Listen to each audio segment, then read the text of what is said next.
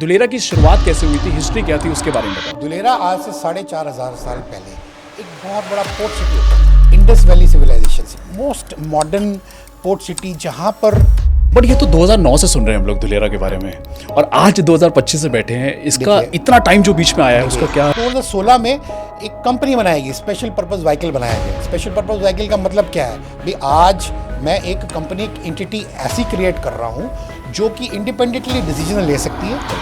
A 25-year-old guy, he's just come out of an MBA college, he's got a good blue collar job, ठीक है। अब उसके लिए अगर वेल्थ क्रिएशन करना है उसको, तो वो गुड़गांव में उसके लिए it's not possible. He can not buy a flat in Gurgaon. 3 crore 4 crore का फ्लैट वो स्टार्टिंग में ही कैन नॉट बाय। SIR के अंदर इन्वेस्टमेंट करें या SIR के बाहर करें। I am not interested in buying a 1 एकड़ रेजिडेंशियल प्लॉट। अंदर जस्टिफाइड उसी के लिए है जो ट्रेडिंग करना चाहता है। क्या ये मुंबई या गुड़गांव से बेटर बनेगा?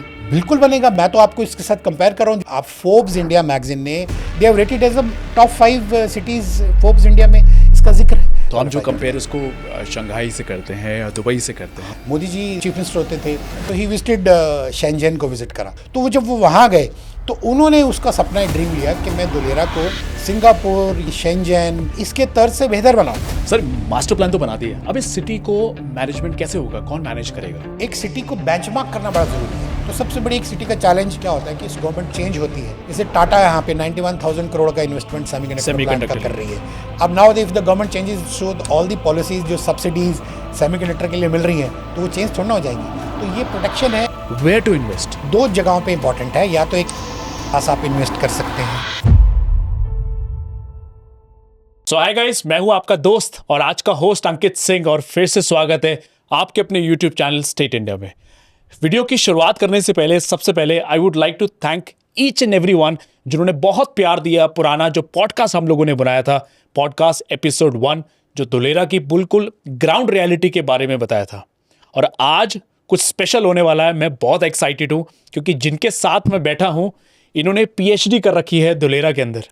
ये अपने खुद बताएंगे इन्होंने कहाँ से शुरुआत करी थी, क्या चीज़ें थी। और हाँ, अगर आपको वीडियो अच्छी लगे तो लाइक ज़रूर करिएगा, और वीडियो पसंद आए तो लोगों से शेयर करिए, और ऐसा ही कंटेंट देखना चाहते हैं तो सब्सक्राइब ज़रूर करिएगा।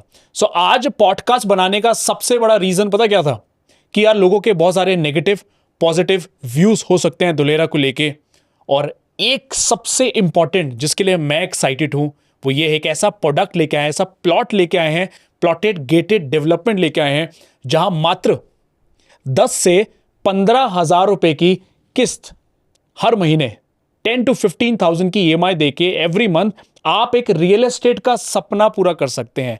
ये मैं बात सही कह रहा हूं। ये पूरी की पूरी चीजें मिस्टर संजय जी बताएंगे जो आज हमारे साथ हैं।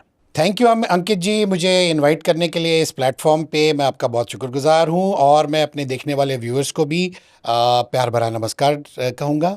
आपने मुझसे 2 चीज़ों की मुझे आज रिस्पॉन्सिबिलिटी दी है। एक तो पहले बताया कि अपने बारे में आप तारुफ कीजिए, अपना बताएं। हाँ जी। और उसके बाद आपने मुझसे पूछा कि भाई दुलेरा के बारे में आपके पास जो जानकारी है वो बताएं। तो देखिए, मैं इन दोनों बातों में आपसे पक्का वादा करता हूँ कि जो आपको इन्फॉर्मेशन दूंगा वो पक्की दूंगा to the best of my knowledge. Right जी। जहाँ तक रही बात मेरी संजय भांबरी की, संजय भांबरी मैं देखिए जी, आई एम एक NIT जमशेदपुर से पास आउट हूँ, mechanical engineer, PGDM from Kirloskar institute of management Bengaluru. क्या बात है। और तकरीबन 27 साल का मेरा कॉर्पोरेट का और एक्सपीरियंस है। मैंने जो इंडस्ट्रीज़ पे फोकस किया है, स्टार्टिंग स्टील से लेके टेक्सटाइल अपैरल से लेके आपका telecom, then internet, e-commerce, and then real estate, जो मैं पिछले 1 दशक से रियल एस्टेट को फॉलो कर रहा हूँ, जो कि मेरा एक फेवरेट इंडस्ट्री रही है जितनी भी आज तक की मैंने इंडस्ट्रीज कवर करी हैं, जिनमें वर्क किया है। और रही बात दुलेरा की, तो दुलेरा में आप आई एम आज आप एट योर डिस्पोजल।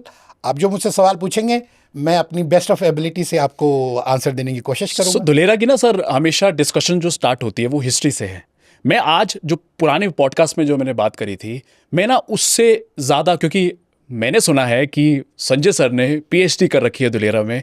हम तो 2-3 साल से दुलेरा के बारे में जानना शुरू करा, पहचानना शुरू करा, बट सर जो है जब से दुलेरा की शुरुआत हुई थी तब से सर जो है डिस्कस में है, काम कर रहे हैं इसके बारे, बहुत फोकसली इन्होंने अपने दुलेरा को देखा है साथ में। तो दुलेरा की शुरुआत कैसे हुई थी, हिस्ट्री क्या थी, उसके बारे में बताओ। देखिए, किसी भी चीज़ से अगर आपको ना एक स्टोरी होती है, किसी भी एक चीज़ के साथ एक स्टोरी जुड़ी हो ना, उस स्टोरी के साथ आप कनेक्ट हो जाएं तो फिर आपको उसके साथ मज़ा आने लगता है। तो दुलेरा की भी यही स्टोरी है। दुलेरा आज से 4,500 साल पहले एक बहुत बड़ा पोर्ट सिटी होता था। इंडस वैली सिविलाइजेशन 4,500 साल पहले। So this used to be the most modern port city, जहाँ पर एक ट्रेडिंग जो है एक नए तरीके से की जाती थी, जो आज की मॉडर्न तरीके से हम ट्रेडिंग करते हैं। सोचिए 4,500 साल पहले वो ट्रेडिंग उसी तरीके से की जाती थी। तो क्यों वजह क्या थी वहाँ पर? क्योंकि उस टाइम में स्टैंडर्डाइज वेट्स थे। दुलेरा एक पोर्ट सिटी था, पोर्ट के पास था। तो इंडिया एक वन ऑफ दी उस टाइम में जो एरिया जिसको हम बात करते हैं, ये एरिया एक बहुत ही रिच एरिया होता था। यहाँ से स्पाइसेस और बहुत सारी चीज़ों की ट्रेडिंग होती थी। तो ये एक पोर्ट सिटी था। तो मुझे जिक्र मैं एक चीज़ का इसमें करना चाहूँगा। रॉबर्ट कापलान एक बड़े फेमस अमेरिकन ऑथर हैं, उनकी एक बुक है रिवेंज ऑफ द ज्योग्राफी। उसमें उन्होंने जिक्र करा है कि भाई जो ज्योग्राफी है ना वो रिपीट करती है अपने आप को, वो अपना रिवेंज लेने आती है। तो आप समझ लीजिए जो 4,500 साल पहले जो एक पोर्ट सिटी था, वो पोर्ट सिटी अब दोबारा बनने वाला है। वो अपने आप को रिपीट कर रहा है। तो मैं तो बड़ा एक्साइटेड हूँ इस पोर्ट सिटी के साथ जुड़ के, इसके ऊपर काम करते हुए। जो मैं देख रहा हूँ इस तरह से इसके साथ जो लोग जुड़ रहे हैं, जो इसकी जर्नी मुझे आगे दिख रही है, this is going to be very exciting. So I am excited. Sir मैंने एक चीज़ समझना चाहूँगा, जैसे 15 साल से ज़्यादा का रियल एस्टेट का एक्सपीरियंस है, आपने मुंबई में भी काम किया, आपने अलग अलग सिटीज़ में काम किया, और जिस तरीके से एग्रेसिवली फोकस देख रहा हूँ दुलेरा को लेके जो आप कर रहे हो, उसका एक सबसे बड़ा रीज़न क्या है? उसका रीज़न यही है कि मुझे ये लगता है कि आज की डेट में अगर किसी को वेल्थ क्रिएशन करना है, suppose I want to buy a plot in Gurgaon, तो मुझे किस तरह की एक लीनियर मुझे ग्रोथ मिलेगी। एक मेरी जो एंट्री कॉस्ट है एक नॉर्मल इंसान के लिए, एंट्री कॉस्ट जो लैंड की या किसी भी तरह की प्रॉपर्टी की, विच इज़ वेरी हाई, तो वो it's outside of the budget of the people. तो अगर किसी को आज वेल्थ क्रिएट करनी है थ्रू लैंड, तो वो कहाँ जाना चाहेगा? वो वहाँ जाना चाहेगा जहाँ पर गवर्नमेंट का फोकस हो, एक एक्सटर्नल एनवायरनमेंट वहाँ क्रिएट हो रहा हो, इंडस्ट्री वहाँ आ रही हो। तो वहाँ अगर आप आज मिनिमम एंट्री कॉस्ट पे 8,000-9,000 रुपये पर स्क्वायर यार्ड में अगर आप एंटर हो जाते हो, तो वो एक बेहतरीन टाइम होगा ना आपको एंट्री करने के लिए। बट ये तो 2009 से सुन रहे हैं हम लोग दुलेरा के बारे में, और आज 2025 से बैठे हैं। इसका इतना टाइम जो बीच में आया है उसका क्या? ये मैंने आपको हिस्ट्री बताई। हाँ जी। उसके बाद इस दुलेरा का जन्म कैसे हुआ, हाउ इट केम, इसके रूट्स कहाँ से आए? इसके रूट्स जो है, आपको याद होगा 2008 में ना अमेरिका में रिसेशन आया था, वर्ल्ड वाइड रिसेशन था। उस टाइम में बहुत सारे इकोनॉमीज सारी कंट्रीज़ की एकदम दे वर गोइंग वेरी डाउन।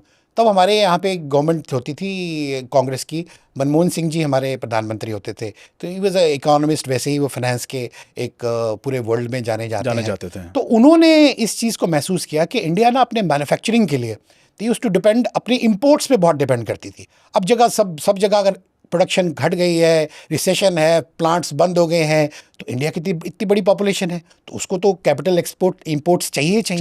तो उसके लिए उस चैलेंज को मिटिगेट करने के लिए उस टाइम की सरकार जो थी, उन्होंने डिसाइड करा कि हमें एक मुंबई से अलहदा, है ना, एक मुंबई से सेपरेट एक हमको एक अलग पोर्ट सिटी बनाना चाहिए, जहाँ से हम मैन्युफैक्चरिंग करें कि उसके आसपास के इर्द गिर्द के एरिया में, और वहाँ से हम उसकी ट्रेडिंग कर दें अक्रॉस द वर्ल्ड, ताकि हमारी खुद की ज़रूरतें भी पूरी हों और हम दुनिया के लिए भी बनाएं। तो बहुत ही बेहतरीन, ये एक इकोनॉमिस्ट जो मनमोहन सिंह जी रहे, उनका एक बेहतरीन सपना था।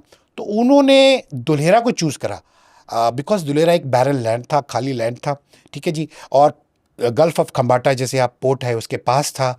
तो वहाँ पर एक नया सिटी क्रिएट किया जा सकता है, एक ओपन लैंड है। अब मुंबई में तो लैंड का चैलेंज है, you can not expand Mumbai ना, लेकिन आपका सबसे बड़ा पोर्ट तो जंक्शन पोर्ट आपका मुंबई जवाहरलाल नेहरू पोर्ट ही है। तो उसका ऑल्टरनेटिव के लिए इन्होंने ये प्लान को चूज़ करा। तो उस टाइम पे जो चीफ मिनिस्टर होते थे नरेंद्र मोदी जी, उस टाइम में गुजरात के चीफ मिनिस्टर होते थे, तो उन्होंने इसको बहुत सीरियसली लिया। लेकिन फिर देखिए गवर्नमेंट की मशीनरी है, 2009 से लेके 2014 तक उनको फिर उतनी सेंटर से सपोर्ट नहीं मिली, बिकॉज डबल इंजन की सरकार नहीं थी, है ना। सो उनको उस तरीके की सपोर्ट नहीं मिली। सो दैट ड्रीम वो गवर्नमेंट की मशीनरी में ना रह गया। तो उसके बाद 2014 में जब वापस प्राइम मिनिस्टर हमारे नरेंद्र मोदी जी जब वो सेंटर में आए, तब एक्चुअल में इसके ऊपर ग्राउंड वर्क वापस से शुरू हुआ। और इस जर्नी में जो मैं बताऊं आपको, ये इन 4 साल में जो गुजरात गवर्नमेंट ने जो चीज़ करी, उन्होंने इस चीज़ को, एक हैलक्रो कंपनी है, हैलक्रो कंपनी को इसका मास्टर प्लान बनाने, दुबई बेस्ड कंपनी है, इट्स यूके बेस्ड कंसल्टेंट है, जो कि दुनिया भर में बड़े अजूबे बना चुके हैं, जैसे कि दुबई का पाम जुमेरा उन्होंने डिज़ाइन किया हुआ है, और भी बहुत सारे ऐसे मॉन्यूमेंट्स हैं अक्रॉस द वर्ल्ड जिनको उन्होंने डिज़ाइन करा है। सो उनको उन्होंने हायर करा। It took some 4 years for them उनको स्टडी करने के लिए कि ये जो टोपोग्राफी है धुलेरा की, इसको कैसे हम इस चैलेंज को मिटिगेट करें, because this was a coastal region. तो वहाँ पर क्या है कि थोड़ा सा कोस्टल रीजन होने की वजह से पानी क्या जो है जमावड़ा होता था, तो उसको अगर इनहैबिटेबल सिटी कैसे बनाना है, दे टुक सम 4 years उसकी टोपोग्राफी स्टडी करने के लिए, सैटेलाइट इमेजेस से इसको स्टडी करने के लिए। सो वो मास्टर प्लान बन के उनका 2014 में तैयार हुआ, राइट जी। और वो उस मास्टर प्लान के ऊपर फिर एकॉम करके एक US based project management company है, उन्होंने इसके साथ मिलके, उनको भी गवर्नमेंट ने हायर करा। तो इस तरीके से इस पे काम शुरू हुआ। कितना साल लगे इनको? देखिए आप समझ लीजिए 2009 से लेके तकरीबन 2016 तक, 2016 में आके 17 में काम शुरू हो गया था। हाँ 17 में ऑन ग्राउंड काम शुरू हुआ। 2016 में एक कंपनी बनाई गई, स्पेशल पर्पस व्हीकल बनाया गया। स्पेशल पर्पस व्हीकल का मतलब क्या है भाई, आज मैं एक कंपनी, एक एंटिटी ऐसी क्रिएट कर रहा हूं जो कि इंडिपेंडेंटली डिसीजन ले सकती है, Right. चाहे वो फाइनेंशियल हो चाहे वो ऑपरेशनल हो। अब ऑपरेशनल तो उन्होंने चैलेंज दूर कर दिया, उन्होंने एक मास्टर प्लान बना के तैयार करके दे दिया, रेडी है और अब उसके लिए एक बजट भी उन्होंने रेडी कर दिया। नाउ उसका एग्जीक्यूशन करना है, उसके एग्जीक्यूशन में कोई चैलेंजेस ना आए, तो उसके लिए बड़ा इंपॉर्टेंट है ये एंटिटी को क्रिएट करना। तो उसके लिए स्पेशल पर्पस व्हीकल बनाया गया, जिसमें कि 49% स्टेक आपका सेंट्रल गवर्नमेंट का था, एक 51% स्टेक स्टेट गवर्नमेंट का, एक लैंड दे रही है, एक फंड्स दे रही है। उस तरीके से वो कंपनी बनी Dholera industrial development corporation, DICDL। और काम कब शुरू हुआ? काम एक्चुअल में 2017 में ऑन ग्राउंड होना शुरू हुआ। तो आप सोचिए जो जर्नी है, इस जर्नी के दौरान कितने और भी बॉटलनेक्स है, जिनका मैं अगर आपसे जिक्र करूं तो आप सोचोगे कि 2009 में जिसने शुरू होना था वो आज तक 2025 में हम बैठ के उसकी क्यों बात कर रहे हैं? सर क्योंकि ना लोगों का सवाल बन चुका है अभी कि 2009 में, क्योंकि हर किसी को पता है जो इन्वेस्टमेंट कर रहा है, और अगर नहीं पता तो मेरा काम है इस पॉडकास्ट के थ्रू बताना कि एक्चुअल में अगर 2009 से शुरू हुआ तो उसकी जर्नी कैसे थी, क्या क्या चीज़ें थी, क्या क्या रुकावटें थी जिसकी वजह से था। जैसे आपने मेंशन करा कि CM थे मिस्टर मोदी जी, तो मोदी जी ने शुरुआत करा, आज वो जर्नी CM से PM में आ गए और एग्रेसिवली उस चीज़ पे काम कर रहे हैं। तो बीच में कोविड भी आया, तो अभी जितनी बड़ी बड़ी चीज़ें चलती हैं, एयरपोर्ट का सुनते हैं जब भी हम धुलेरा की बात करते हैं, हम टाटा सेमीकंडक्टर के बारे में बात करते हैं, और मेरे को जो मैंने गूगल का डेटा जो मैंने अभी रिसर्च करी थी, so let me tell you कि गूगल में आज टॉप 5 सिटीज़ के अंदर धुलेरा सर्च आउट होता है, तो ये एक बहुत बड़ी चीज़ है। This is really exciting. मैं तो आपको, देखिए मैंने आपको इस पॉडकास्ट शुरू होते ही मैंने आपको बताया था कि आई am very excited about Dholera. मैं इसमें इतना इंटरेस्ट इसलिए ले रहा हूँ बिकॉज मुझे मालूम है कि इसका फ्यूचर इज़ रियली ग्रेट। अब बात करेंगे सर ग्रीन फील्ड की। ये जो ग्रीन फील्ड बोला जाता है या ब्राउन फील्ड से हम जब कंपेयर करते हैं, सो ये क्योंकि इंडिया एक डेवलप सिटी था शुरू से ही, तो इतनी बड़ी लैंड इतनी बड़ी डेवलपमेंट के लिए कैसे मिला, तो वो सबसे बड़ा सवाल एक है मेरे दिमाग में। सो आई हैव अ क्वेश्चन कि ग्रीन फील्ड किस तरीके से शुरुआत हुई इसकी? देखिए ग्रीन फील्ड इसको बनाने का जो मैंने आपको मकसद बताया था कि वो इसीलिए था कि इनको एक बड़ा पैच ऑफ लैंड गवर्नमेंट को चाहिए था, एक बड़ा पैच ऑफ लैंड चाहिए था जो कि समंदर के पास हो, वह जाके हम उसको एक पोर्ट की तरह इस्तेमाल कर सकें और उसको हम नए तरीके से, अपने तरीके से बना सके। तो इसी का जन्म ग्रीन फील्ड का मतलब यही हुआ कि एक सिटी जो है आप उसको स्क्रैच से बनाना शुरू कर रहे हो। वहाँ पर कोई भी कंस्ट्रक्शन पहले की हो नहीं रखी है कि आप उसको मॉडिफाई कर रहे हो या उसको आप एक बेहतर तरीके से बनाने की कोशिश कर रहे हो, ऐसा नहीं है। तो आप स्टार्टिंग में ही इसको आप स्क्रैच से बनाना शुरू कर रहे हो। तो उसमें जो सबसे बड़ी बात जो इस सिटी के बारे में जो खासियत है वो ये है कि ये प्लैटिनम रेटिंग, दूसरा सिटी होगा वर्ल्ड का। पहला सिटी कौन सा आप पूछे? कौन सा है? Washington DC. वॉशिंगटन डीसी क्या बात करें, एक कंप्लीट प्लैटिनम सिटी है। आपने ना ग्रीन बिल्डिंग्स का नाम सुना होगा कि ये आप जैसे होटल्स में जाते हैं, ताज के होटल्स हैं या ITC के होटल्स हैं, आप जाते हैं उसके रिसेप्शन पे पीछे एक सर्टिफिकेट लगा होता है, it is from the Indian green building council, this certified that this building is completely green. IGBC से वो सर्टिफाइड रहता है, तो that building is green, right? So have you ever imagined कि पूरा सिटी जो है वो अगर ग्रीन हो, और आगे हमारा फ्यूचर क्या है? फ्यूचर इज़ सस्टेनेबिलिटी के ऊपर ही डिपेंड है कि आप अपने नेचर को कितने बेहतर तरीके से अगर आप उसको सस्टेन करते हैं, हमारा फ्यूचर उसी पे है।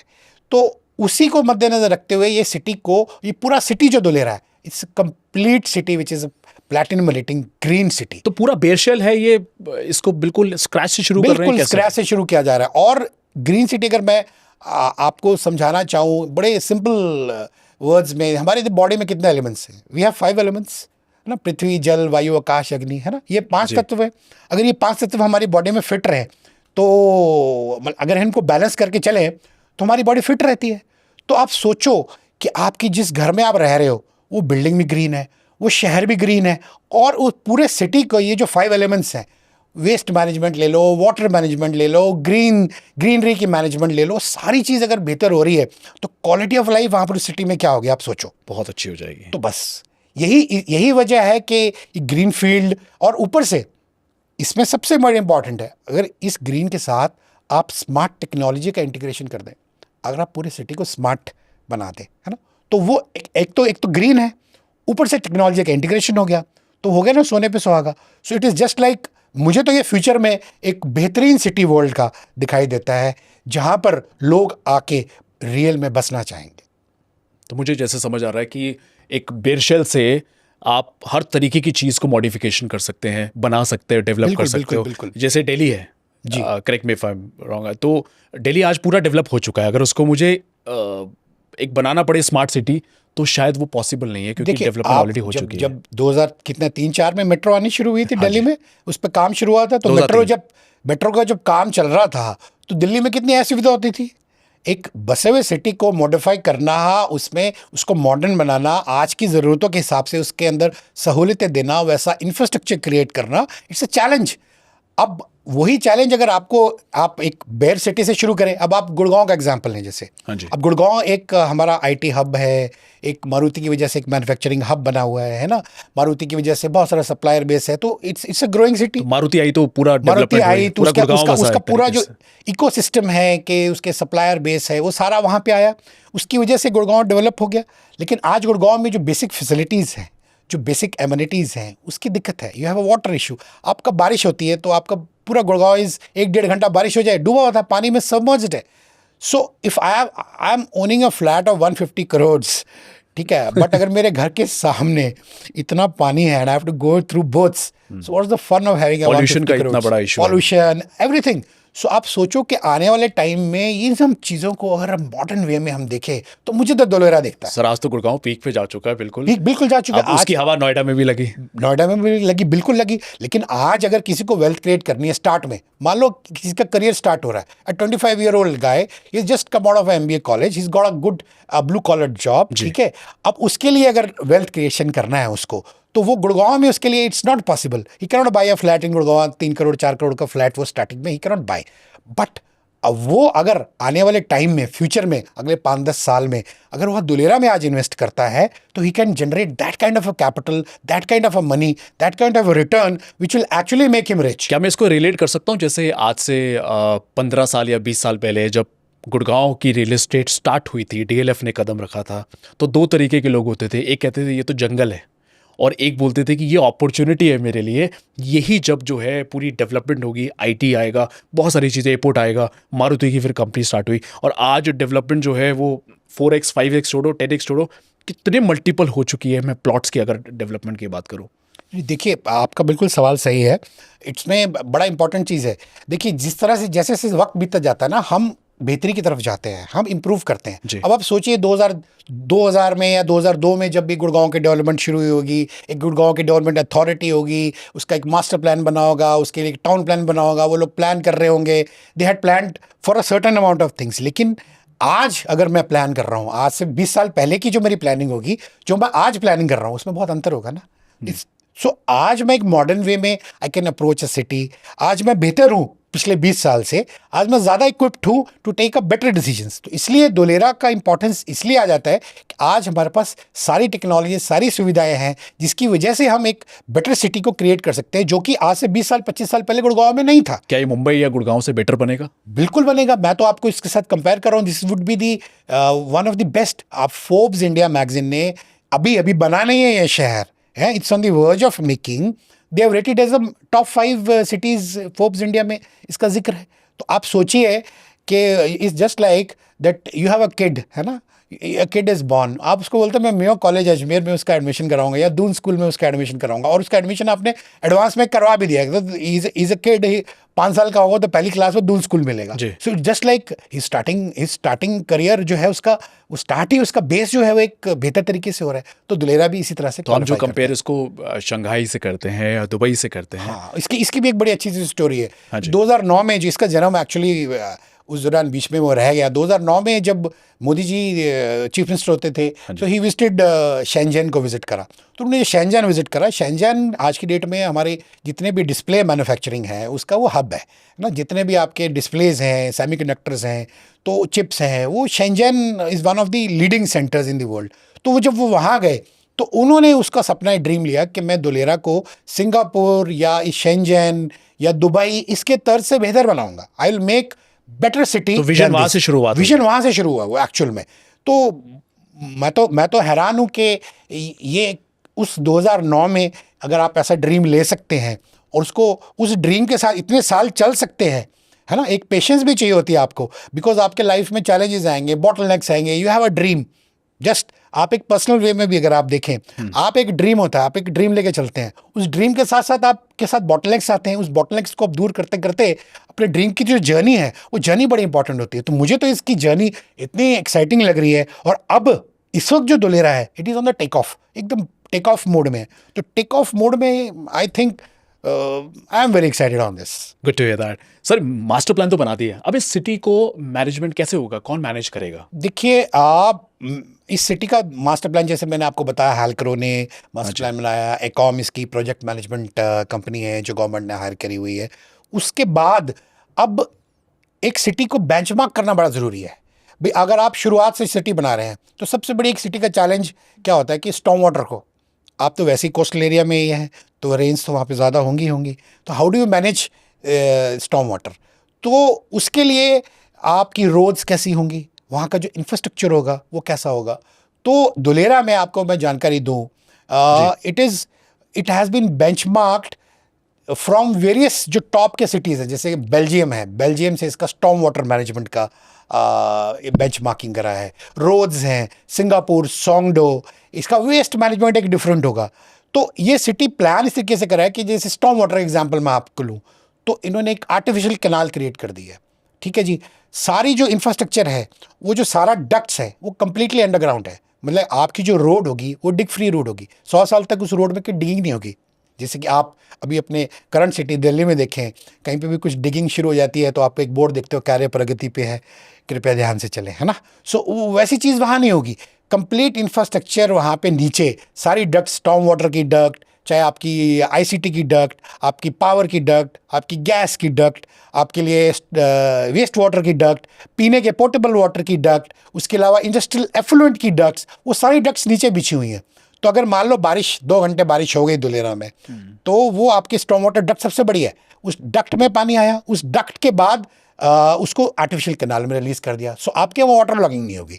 सो जैसे हम दिल्ली मुंबई है, बारिश आ जाए तो एक मेट्रो सिटी पानी में डूबो होता है, 2 घंटे तक 3 घंटे तक पूरी रेलवे लाइन बंद है, बसेस बंद है, एवरीथिंग। आपने बड़े अच्छी चीज़ का एग्जाम्पल दिया, जैसे गोल्फ कोर्स रोड पे आज कमेलियास है, ठीक है, वही में। और उसके सामने पानी भर जाता है क्योंकि एक जो रोड इंफ्रास्ट्रक्चर बन चुका है, तो उसको हम उस तरीके से चेंज नहीं कर सकते जो मैं बिल्कुल बेयर शेल ज़मीन को बना सकता हूँ, अपने तरीके से डेवलप कर सकता हूँ। जो गलतियाँ दुलेरा या जो गलतियाँ गुजरात या जो गलतियाँ अदर सिटीज़ में भी हुई होंगी, उसको मद्देनजर रखते हुए वो चीज़ों को शायद बेटर डेवलपमेंट कर रहे हैं। बिल्कुल सही कहा आपने।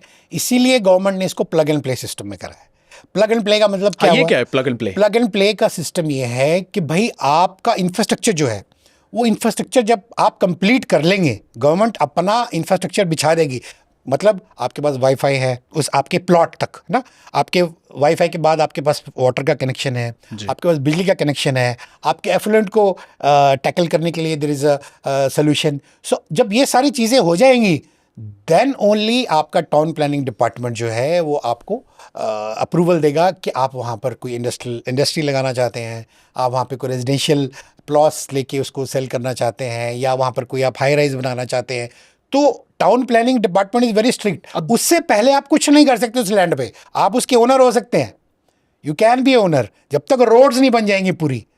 और बड़ी सिंपल सी बात है, 60 फीट की मिनिमम, 18 मीटर की मिनिमम रोड्स है, इससे नीचे की रोड्स नहीं होंगी। क्या बात है। मतलब गलियां नहीं होगी, जैसे आप दिल्ली में अगर आप पुराने चांदनी चौक में जाएं वहां गली सिस्टम नहीं होगा भाई। 60 मीटर की मिनिमम, 18 मीटर की स्मार्ट रोड सिटी बना रहे हैं तो ये चीजें तो ये मैंडेट तो है। बेसिक है। तो ये अप्रूवल कौन देगा? बड़ी आपने अच्छी बात की, जो मैंने आपसे एसपीवी का जिक्र करा था कि हाँ जी। स्पेशल पर्पस व्हीकल बनाया, वो कंपनी ही DSIDL है। वो DSIDL का काम क्या है?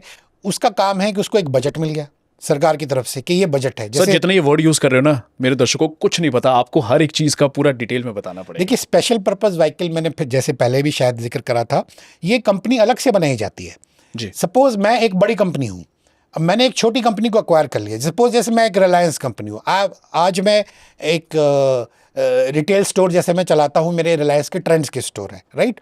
तो अब मान लो मैंने बिग बाजार को अक्वायर कर लिया, या और कोई छोटी कंपनी, छोटी ब्रांड जिसके 10-20 स्टोर्स है, उनको मैंने अगर एक्वायर कर लिया, तो उनकी मैनेजमेंट को मैं इजीली रन करना चाहूँ, मेरे दखलंदाजी डे टू डे ना हो, उसके लिए मैं क्या करता हूँ, मैं एक अलग से कंपनी की एक एंटिटी क्रिएट कर देता हूँ। उस एंटिटी को फाइनेंशियल डिसीजन लेने की मैं पावर दे देता हूँ, Right. कि what they can do, operational challenges को टैकल करने की उनको पावर दे देता हूँ।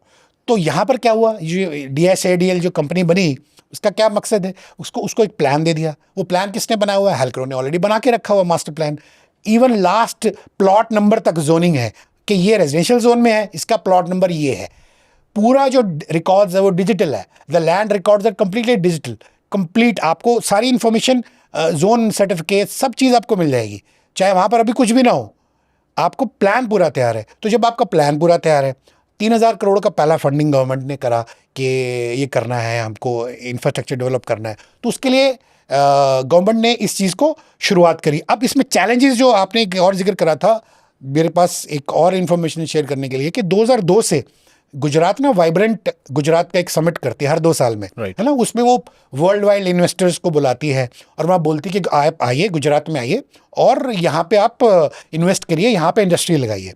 तो वो चीज़ हर साल दुलेरा आता था, MOUs साइन होते थे, है ना, और उसके बाद एक्चुअल ऑन ग्राउंड कुछ भी एक्टिविटी नहीं होती थी, है ना। आज मैंने एक कंपनी आई, उसने MOU साइन करा कि हम यहाँ ये प्लांट लगाएंगे, तो वो प्लांट एक्चुअल में ऑन ग्राउंड तो आया नहीं। उसकी वजह ये थी कि दुलेरा एक बैरन लैंड था कंप्लीट, और उस बैरन लैंड की वजह से, वहाँ पर कोई इंफ्रास्ट्रक्चर ना होने की वजह से MOU साइन तो हो जाते थे, बट वो एग्जीक्यूट होने में उनको चैलेंजेस आते, बिकॉज आपकी फिक्स्ड कॉस्ट बढ़ गई, है ना। आपकी एक इंडस्ट्री जहाँ पर कुछ भी नहीं है, वहाँ पे इंडस्ट्री लगाना, और एक जहाँ पर ये मैंने आपको सारी सुविधाएं बताई कि आपके प्लॉट में पानी का कनेक्शन है, आपके प्लॉट में वाईफाई का कनेक्शन है, बिजली का कनेक्शन है, तब आपको इंडस्ट्री लगाना तो ईजी होगा ना आपके लिए, है ना। तो वो चीज़ जब तक वो कंप्लीट नहीं होती, तो गुजरात गवर्नमेंट को चैलेंजेस आ रहे थे। सर, तो इसलिए गवर्नमेंट ने शुरू करा कि जिस तरह आप फ्लैट में, आप एक सैंपल फ्लैट बनाते हैं, हाँ जी, है ना। आपने मान लो 10 एकड़ का एक प्रोजेक्ट लिया जी, उसमें मैं 12-15 टावर बनाऊंगा, 50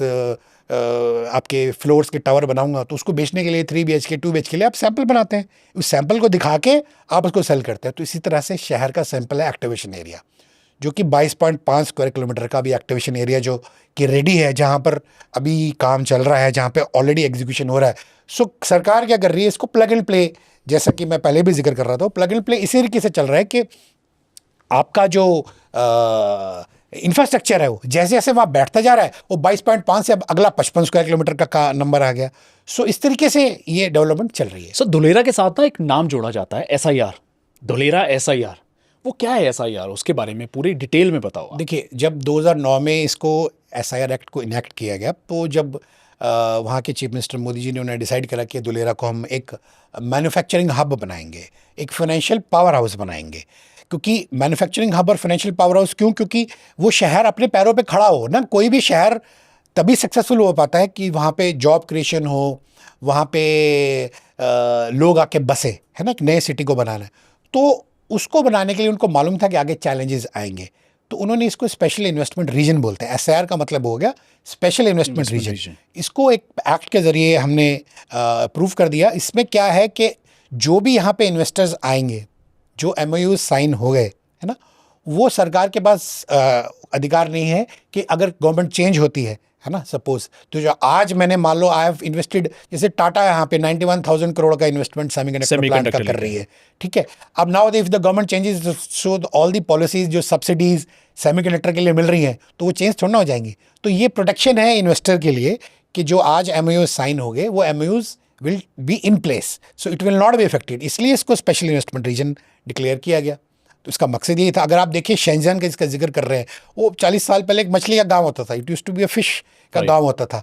तो जब चाइना गवर्नमेंट ने उसको एक इंडस्ट्रियल हब या मैन्युफैक्चरिंग हब बनाना का प्लान बना, तो उन्होंने भी यही एमओयूज यही साइन करे थे कि जो ग्लोबल इन्वेस्टर्स आ रहे हैं यहाँ पे, तो उनका इंटरेस्ट को प्रोटेक्ट करने के लिए, उनके इन्वेस्टमेंट को प्रोटेक्ट करने के लिए हम उनके साथ ये एक्ट लाए, है ना। तो इसीलिए अब एक और सवाल है मेरा कि इतनी बड़ी कंपनीज जो हैं जो यहाँ पे आ रही हैं, कनेक्टिविटी, इंफ्रास्ट्रक्चर, बिल्डिंग्स होनी चाहिए, तो वो कैसे डेवलप करेंगे, उसकी क्या प्लानिंग है? देखिए इंफ्रास्ट्रक्चर डेवलिंग जिस तरह से मैंने आपको बताया, प्लग एंड प्ले सिस्टम है यहाँ पे, राइट। तो आज की डेट में 22.5 स्क्वायर किलोमीटर का एरिया एक्टिवेशन एरिया में है, अगले 55 स्क्वायर किलोमीटर का काम शुरू हो गया है। सो इस तरीके से ये टोटल जो 920 स्क्वायर किलोमीटर का जो एरिया है, which is I think 20 times, मतलब 20% बिगर देन सिंगापुर, एक पूरा कंट्री से बड़ा एक सिटी बन रहा है। तो उसमें फेज वाइज डेवलपमेंट गवर्नमेंट इसमें कर रही है। क्या ये ऑलमोस्ट दिल्ली के बराबर है? जैसे ये 920 स्क्वायर किलोमीटर आता है धुलेरा। देखिए अगर हम दिल्ली का लें, दिल्ली का 1398, दिल्ली एनसीआर को अगर हम 1400 कंबाइन करें स्क्वायर तो किलोमीटर। तकरीबन 1400 स्क्वायर किलोमीटर का आता है। Right. तो ये Dholera is going to be the second largest city in the country, 920 square kilometre का। मतलब मुंबई इज 440 स्क्वायर किलोमीटर, मतलब उससे डबल है, मुंबई से डबल ये सिटी होगा। सर तो आप जितना आप बता सोचिए, रहे हो, मुझे लग रहा है ये दिल्ली, ये मुंबई, बैंगलोर को बहुत पीछे छोड़ जाएगा, क्योंकि हम बात इसकी दुबई या शंघाई। बिल्कुल बिल्कुल, Bangalore is 719, Bangalore is equivalent to Singapore. जो आप बोलते हैं ना, बैंगलोर और सिंगापुर का जो साइज है वो सिमिलर है। सो ये बैंगलोर से 20% बड़ा सर साइज के साथ साथ मैं डेवलपमेंट की बात कर रहा हूँ, जैसे देखिए, अब आप इंफ्रास्ट्रक्चर बैंगलोर, वगैरह, बिल्कुल बिल्कुल बिल्कुल, इंफ्रास्ट्रक्चर बजट, टेक्नोलॉजीज जैसे आ रही हैं। एग्जैक्टली। बैंगलोर को चैलेंज क्या है? बैंगलोर का इंफ्रास्ट्रक्चर तो चैलेंज है। वहाँ पे ग्रोथ होगी, आईटी हब बन गया, दुनिया का आईटी हब बन गया, लेकिन प्रॉब्लम्स क्या है वहाँ पे? प्रॉब्लम्स है वही इंफ्रास्ट्रक्चर की। तो अगर उन सब चैलेंजेस को, उन सब नीड्स को धुलेरा पहले से टैकल कर रहा है, तो that's why I am in love with Dholera. अब इतना बड़ा शहर है, तो इसकी जोनिंग और प्लानिंग कैसे होगी? क्योंकि 920 स्क्वायर किलोमीटर आप कह रहे हो, ऑलमोस्ट दिल्ली के बराबर का है। तो दिल्ली में गुड़गांव भी है, नोएडा है, पूरा दिल्ली है, गाजियाबाद है। तो मैं सोच रहा हूँ सर, इतने बड़ी जब शहर बसेगा तो उसकी टाउन प्लानिंग कैसे होगी, उसकी जोनिंग कैसे होगी, वो कौन करेगा? वो जोनिंग आपको मैंने जैसे पहले जिक्र करा, हैलक्रो कंपनी ऑलरेडी इसकी जोनिंग कर चुकी है। All the land records in Gujarat की एक ही इकलौता स्टेट है जहाँ पर डिजिटल रिकॉर्ड्स है। आपको आपके प्लॉट नंबर, जैसे मान लीजिए एक इंडस्ट्रियल जोन में है ना, अलग अलग जोनिंग, जैसे इंडस्ट्रियल जोन है, रेजिडेंशियल जोन है, मिक्स्ड यूज लैंड है, वो सारा जो मास्टर प्लान हेल्को ने तैयार करा है उसमें ऑलरेडी वो सारी चीज़ डन है। अभी कितने टाउन प्लान है? अभी देखिए इसमें 6 टाउन प्लानिंग इन्होंने प्लान करी है गवर्नमेंट ने, इस DSIDL ने, टाउन प्लानिंग 1, 2, 3, 4, 5, 6, लेकिन इसमें समय ज़्यादा लगेगा। तो इसीलिए उन्होंने क्या करा है कि टाउन प्लानिंग 1 और 2 को जो है 2030 तक इसको कोशिश की जा रही है कि इसके ऊपर हम कंप्लीशन कर लें, और 2030 के बाद फिर 3, 4, 5, 2040 तक का पूरा आप समझ लीजिए 35 से 40 तक का जो समय है, वो तब ये जो सिटी है, आई थिंक 2035 में this city would be the best city in the world. ये जो सैंपल बता रहे हो, एक धुलेरा का छोटा सा सैंपल बना है, ये TP1 और TP2 को दोनों को मिला के बना हाँ जी, हाँ जी, ये सैंपल जो बना है 22.5 स्क्वायर किलोमीटर का, ये आगे 55 स्क्वायर किलोमीटर और आगे एक्सपैंड हो रहा है। सो ये इस तरीके से 2030 तक का गवर्नमेंट का टारगेट है कि 150 स्क्वायर किलोमीटर, 155 स्क्वायर किलोमीटर को हम पूरा कर दें। तो वो जब तक आई थिंक 2030 तक ये 155 वुड बी अ वेरी बिगर, एक मेगा स्केल पे पहुंच चुका होगा। और 2035 में तो गवर्नमेंट का ये भी प्लान है कि जो ओलंपिक्स है आने वाले टाइम में, 2035 में वो धुलेरा में करवाने का प्लान है गवर्नमेंट का। तो आप सोचिए अगर किसी शहर में अगर ओलंपिक्स होने होंगे तो 2035 तक तो किस मैग्नीट्यूड, किस स्केल तक वो पहुंच चुका होगा, चाहे वो मैन्युफैक्चरिंग हब के पॉइंट ऑफ व्यू से हो, चाहे वो फाइनेंशियल पावर हाउस के पॉइंट ऑफ व्यू से हो, चाहे वहाँ के वो इंफ्रास्ट्रक्चर, वहाँ के लाइफस्टाइल, वहाँ की एमिनिटीज़ उसके ऊपर हो, तो वो सारी चीज़ें जो है बड़ी ही इंपॉर्टेंट होंगी इसके लिए। सर मैंने एक चीज़ आपसे पूछना चाहूँगा, क्योंकि आप ऑलरेडी जिक्र कर चुके हो, थोड़ा सा ना प्लग इन प्ले के बारे में, मेरी जानकारी के लिए भी। प्लग इन प्ले क्या है, क्योंकि अब ये बहुत बड़ा एक मेजर रोल प्ले करता है एक धुलेरा स्मार्ट सिटी के अंदर। थोड़ी डिटेल में बताओ उसके बारे में। देखो प्लग एंड प्ले सिंपल है, जैसे कि मैंने बताया, जैसे अब आपकी प्लान अगर गुड़गांव में, जैसे आप एग्जांपल लें गुड़गांव का ना, एक टाउन प्लानिंग बन गई, ठीक है जी। अब वहाँ तक इंफ्रास्ट्रक्चर गवर्नमेंट ने पूरा नहीं बिछाया, लेकिन कोई ना कोई बिल्डर आके अप्रूवल लेके वहाँ पे सोसाइटी लगा देता है, ठीक है। इस तरीके से एक अनप्लान्ड एक्सपेंशन आपकी सोचिए होती गई। जब इस तरह से एक प्रेशर आता है एक सिटी के इंफ्रास्ट्रक्चर पे कि वहाँ पर आपने सीवरेज, आपने एक ट्रांसफार्मर प्लान करा था कि भाई यहाँ पर ये 50 फैमिलीज़ के लिए ट्रांसफार्मर है, ठीक है। अब आपने वहाँ पे अप्रूव कर दिया S+4 के, S+5 के या S+11 के, वहाँ पर आगे फैमिलीज 500।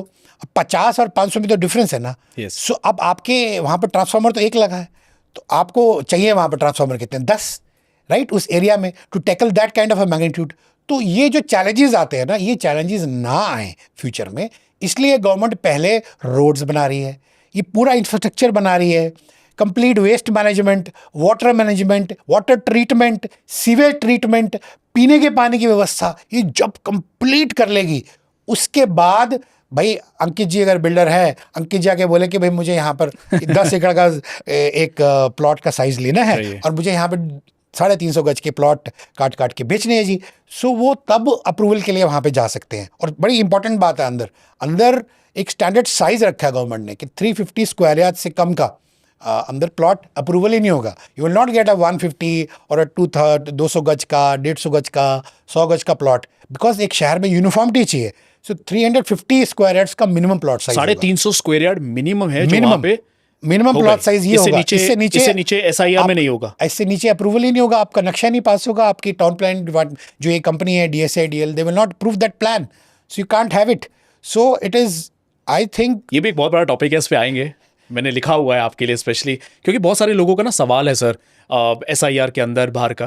बट उससे पहले मैं एक और चीज़ पूछना चाहूँगा कि कौन सी बड़ी बड़ी कंपनीज है, क्योंकि आपने इंफ्रास्ट्रक्चर बताया, स्मार्ट सिटीज़ बता रही हो, तो ऑब्वियसली इंडिया के अंदर नहीं, वर्ल्ड वाइड होता है, जब गवर्नमेंट प्लान कर रही होती है कोई ना कोई चीज़ें, तो बड़ी बड़ी कंपनीज जो हैं वो अपना सेटअप लगाती हैं वहाँ पे, क्योंकि लैंड होगी और जितने टॉप ब्रांड्स हैं मार्केट में, जैसे रिलायंस है, अदानी है, अंबानी है, जो भी लोग हैं, तो इनको जगह चाहिए, they need a space to build their पूरा इकोसिस्टम, पूरा इंफ्रास्ट्रक्चर वगैरह सारी चीज़ें। तो कौन कौन से ऐसी कंपनीज है जो आ रही हैं सर वहाँ पे? देखिए, मैं सबसे पहले कंपनीज का जिक्र करने से पहले आपको मैं एक चीज़ से बड़ा इंपॉर्टेंट बताना चाहूँगा कि किसी भी इंडस्ट्री को इनवाइट करने के लिए you have to create a public infrastructure, आपको कनेक्टिविटी देनी पड़ेगी। अब दुलेरा की खूबसूरती इतनी है कि इसके पास मल्टी मॉडल कनेक्टिविटी है। अब मल्टी मॉडल कैसे?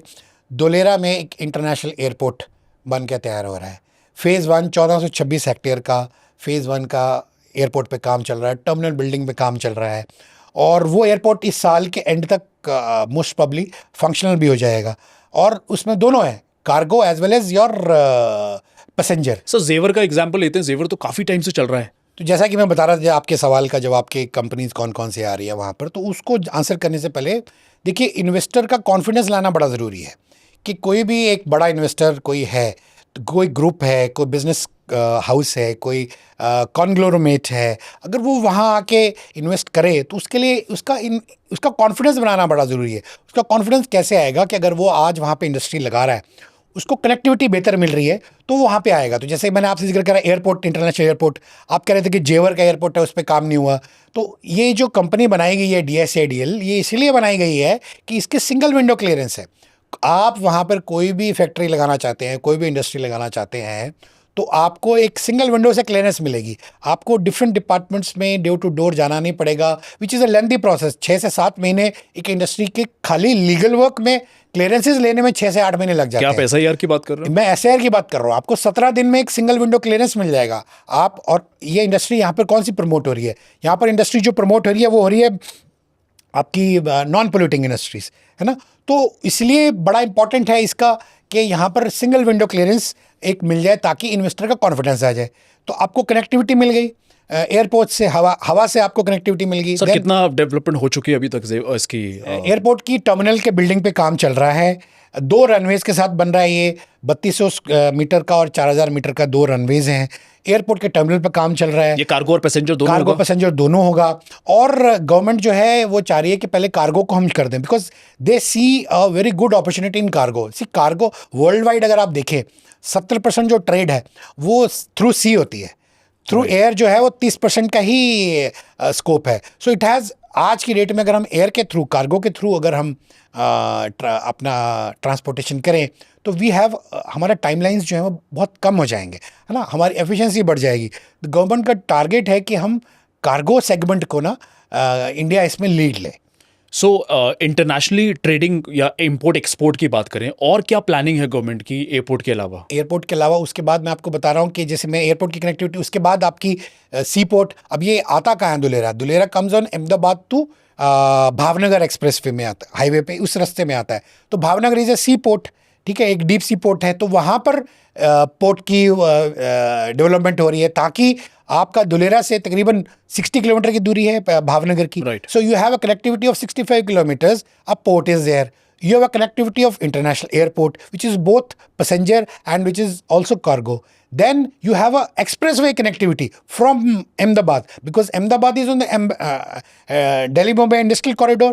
From Ahmedabad, 109 kilometer, they have made an expressway which is 250 meters wide. 250 meters wide. क्या बात है, इतनी वाइड नहीं है। ये इंडिया का सबसे बड़ा, सबसे चौड़ा एक्सप्रेसवे है। इस एक्सप्रेसवे में 10 लेन होगी। आप सोचिए, इसमें मल्टी मॉडल ट्रांसपोर्ट होगा। इसके अंदर ऑलरेडी मेट्रो की प्रोविजन कर दिया गया है कि जो अच्छा, मेट्रो भी आ रही है। मेट्रो भी मैं आपसे फिर उसका जिक्र करूंगा कि 10 लेन, मतलब इवन जो पैदल चलने वाले लोग हैं ना, उनके लिए भी, पेडेस्ट्रियन के लिए भी एक ट्रैक मार्क्ड होगा। इस कलर का जो ट्रैक है, this is for pedestrian. For cycle tracks, so you have a metro running, you have people walking, you have cycling. So अगर आप उसको अगर एरियल व्यू से देखें ना, अगर वो बाज के व्यू से देखें, ईगल के व्यू से देखें, सोचिए कितना बढ़िया नज़ारा होगा उस एक्सप्रेसवे का। सो एयरपोर्ट बता दिया आपने, एयरपोर्ट आपको बताया मैंने। उसके पोर्ट बाद से कनेक्टिविटी, अहमदाबाद से लैंड के थ्रू, रोड के थ्रू कनेक्टिविटी मिल गई। रेलवे हो गया। आप 50 मिनट में अहमदाबाद से यहाँ पहुंच गए। जस्ट लाइक जैसे यहाँ से अगर आपको एयरपोर्ट जाना है, नोएडा से एयरपोर्ट जाना, आपको 50 नहीं, मिनट रेलवे लगेंगे। का क्या बता रहे थे, थोड़ा सा उसके बाद आ रहा है, सबसे बात आती है कि अब हमको रेल की कनेक्टिविटी देनी है। अब रेल की कनेक्टिविटी के लिए बड़ा इंपॉर्टेंट है फ्रेट कॉरिडोर, डेडिकेटेड, DFIC बोलते हैं इसको, डेडिकेटेड फ्रेट कॉरिडोर। इसका मतलब क्या है? फ्रॉम दादरी, जो नोएडा का है, दादरी से लेके टिल जंक्शन पोर्ट मुंबई तक आपको एक 1506 किलोमीटर की अलग रेलवे ट्रैक बिछा दी है, जिसपे क्या है, सिर्फ और सिर्फ मालगाड़ी चलेंगी। उसके ऊपर कोई पैसेंजर गाड़ी नहीं होगी। इसके चलने से, शुरू होने से पहले, जो दादरी से अगर आप गाड़ी में अपना रॉ मटेरियल मंगवाते थे या फिनिश गुड्स भेजते थे जंक्शन पोर्ट मुंबई तक, आपको 14 से 15 दिन लगते थे। ठीक है जी, आज की डेट में 14 से 15 घंटे में आपका जो गुड्स है वो ट्रांसपोर्ट हो जा रहा है। सो आपकी कॉस्ट सेव हुई, आपका टाइम सेव हुआ, आपकी एफिशिएंसी बढ़ी। तो उसके लिए ये कॉरिडोर जो है, वो आपका जो दुलेरा की कनेक्टिविटी अब इसमें कैसे आ रही है, वो बड़ा इंपॉर्टेंट है। एक भीमनाथ करके स्टेशन आता है, भीमनाथ एक स्टेशन आता है इसी कॉरिडोर में, जो कि चल के जा रहा है। तो इस भीमनाथ स्टेशन से दुलेरा को तकरीबन कोई 90 मिनट्स की दूरी पे है, 1.5 घंटे की दूरी पे। तो वहाँ पे दुलेरा एक स्टेशन बनाया जा रहा है अलग इसका फ्रेट का, और वहाँ से कनेक्टिविटी दी जा रही है। So you have a connectivity, if you want to move your raw material, your finish goods, you have a connectivity of dedicated railway track also. So internationally के साथ साथ डोमेस्टिक भी they are more focusing. Domestic obviously, because आज की date में जो ये industry यहाँ पे फोकस हो रही है, वो हो रही है सेमीकंडक्टर। अब सेमीकंडक्टर हमारी खुद की भी तो रिक्वायरमेंट है ना, हमारी खुद की इतनी मैन्युफैक्चरिंग हो गई है मेक इन इंडिया कैंपेन में, हमको खुद को ही चिप्स चाहिए, तो हमारी खुद की भी रिक्वायरमेंट है और हमें वर्ल्ड को एक्सपोर्ट भी करना है। सर, सेमीकंडक्टर से याद है, और बड़ी बड़ी कंपनीज कौन सी आ रही हैं, या कौन सी आज एग्जिस्टिंग कंपनीज हैं जो वहाँ पे चलिए, set मैं है? आपके साथ एक बड़े इसकी ना बड़ा एक इम्पॉर्टेंट चीज़ बातों बातों में रहेगी शेयर करना। इतना दुलेरा आ रहा है ना, दुलेरा के बारे में जैसे आपने बोला, गूगल में टॉप 5 सर्चेज में वो आ रहा है उसके एस्टेट डेटा के हिसाब से।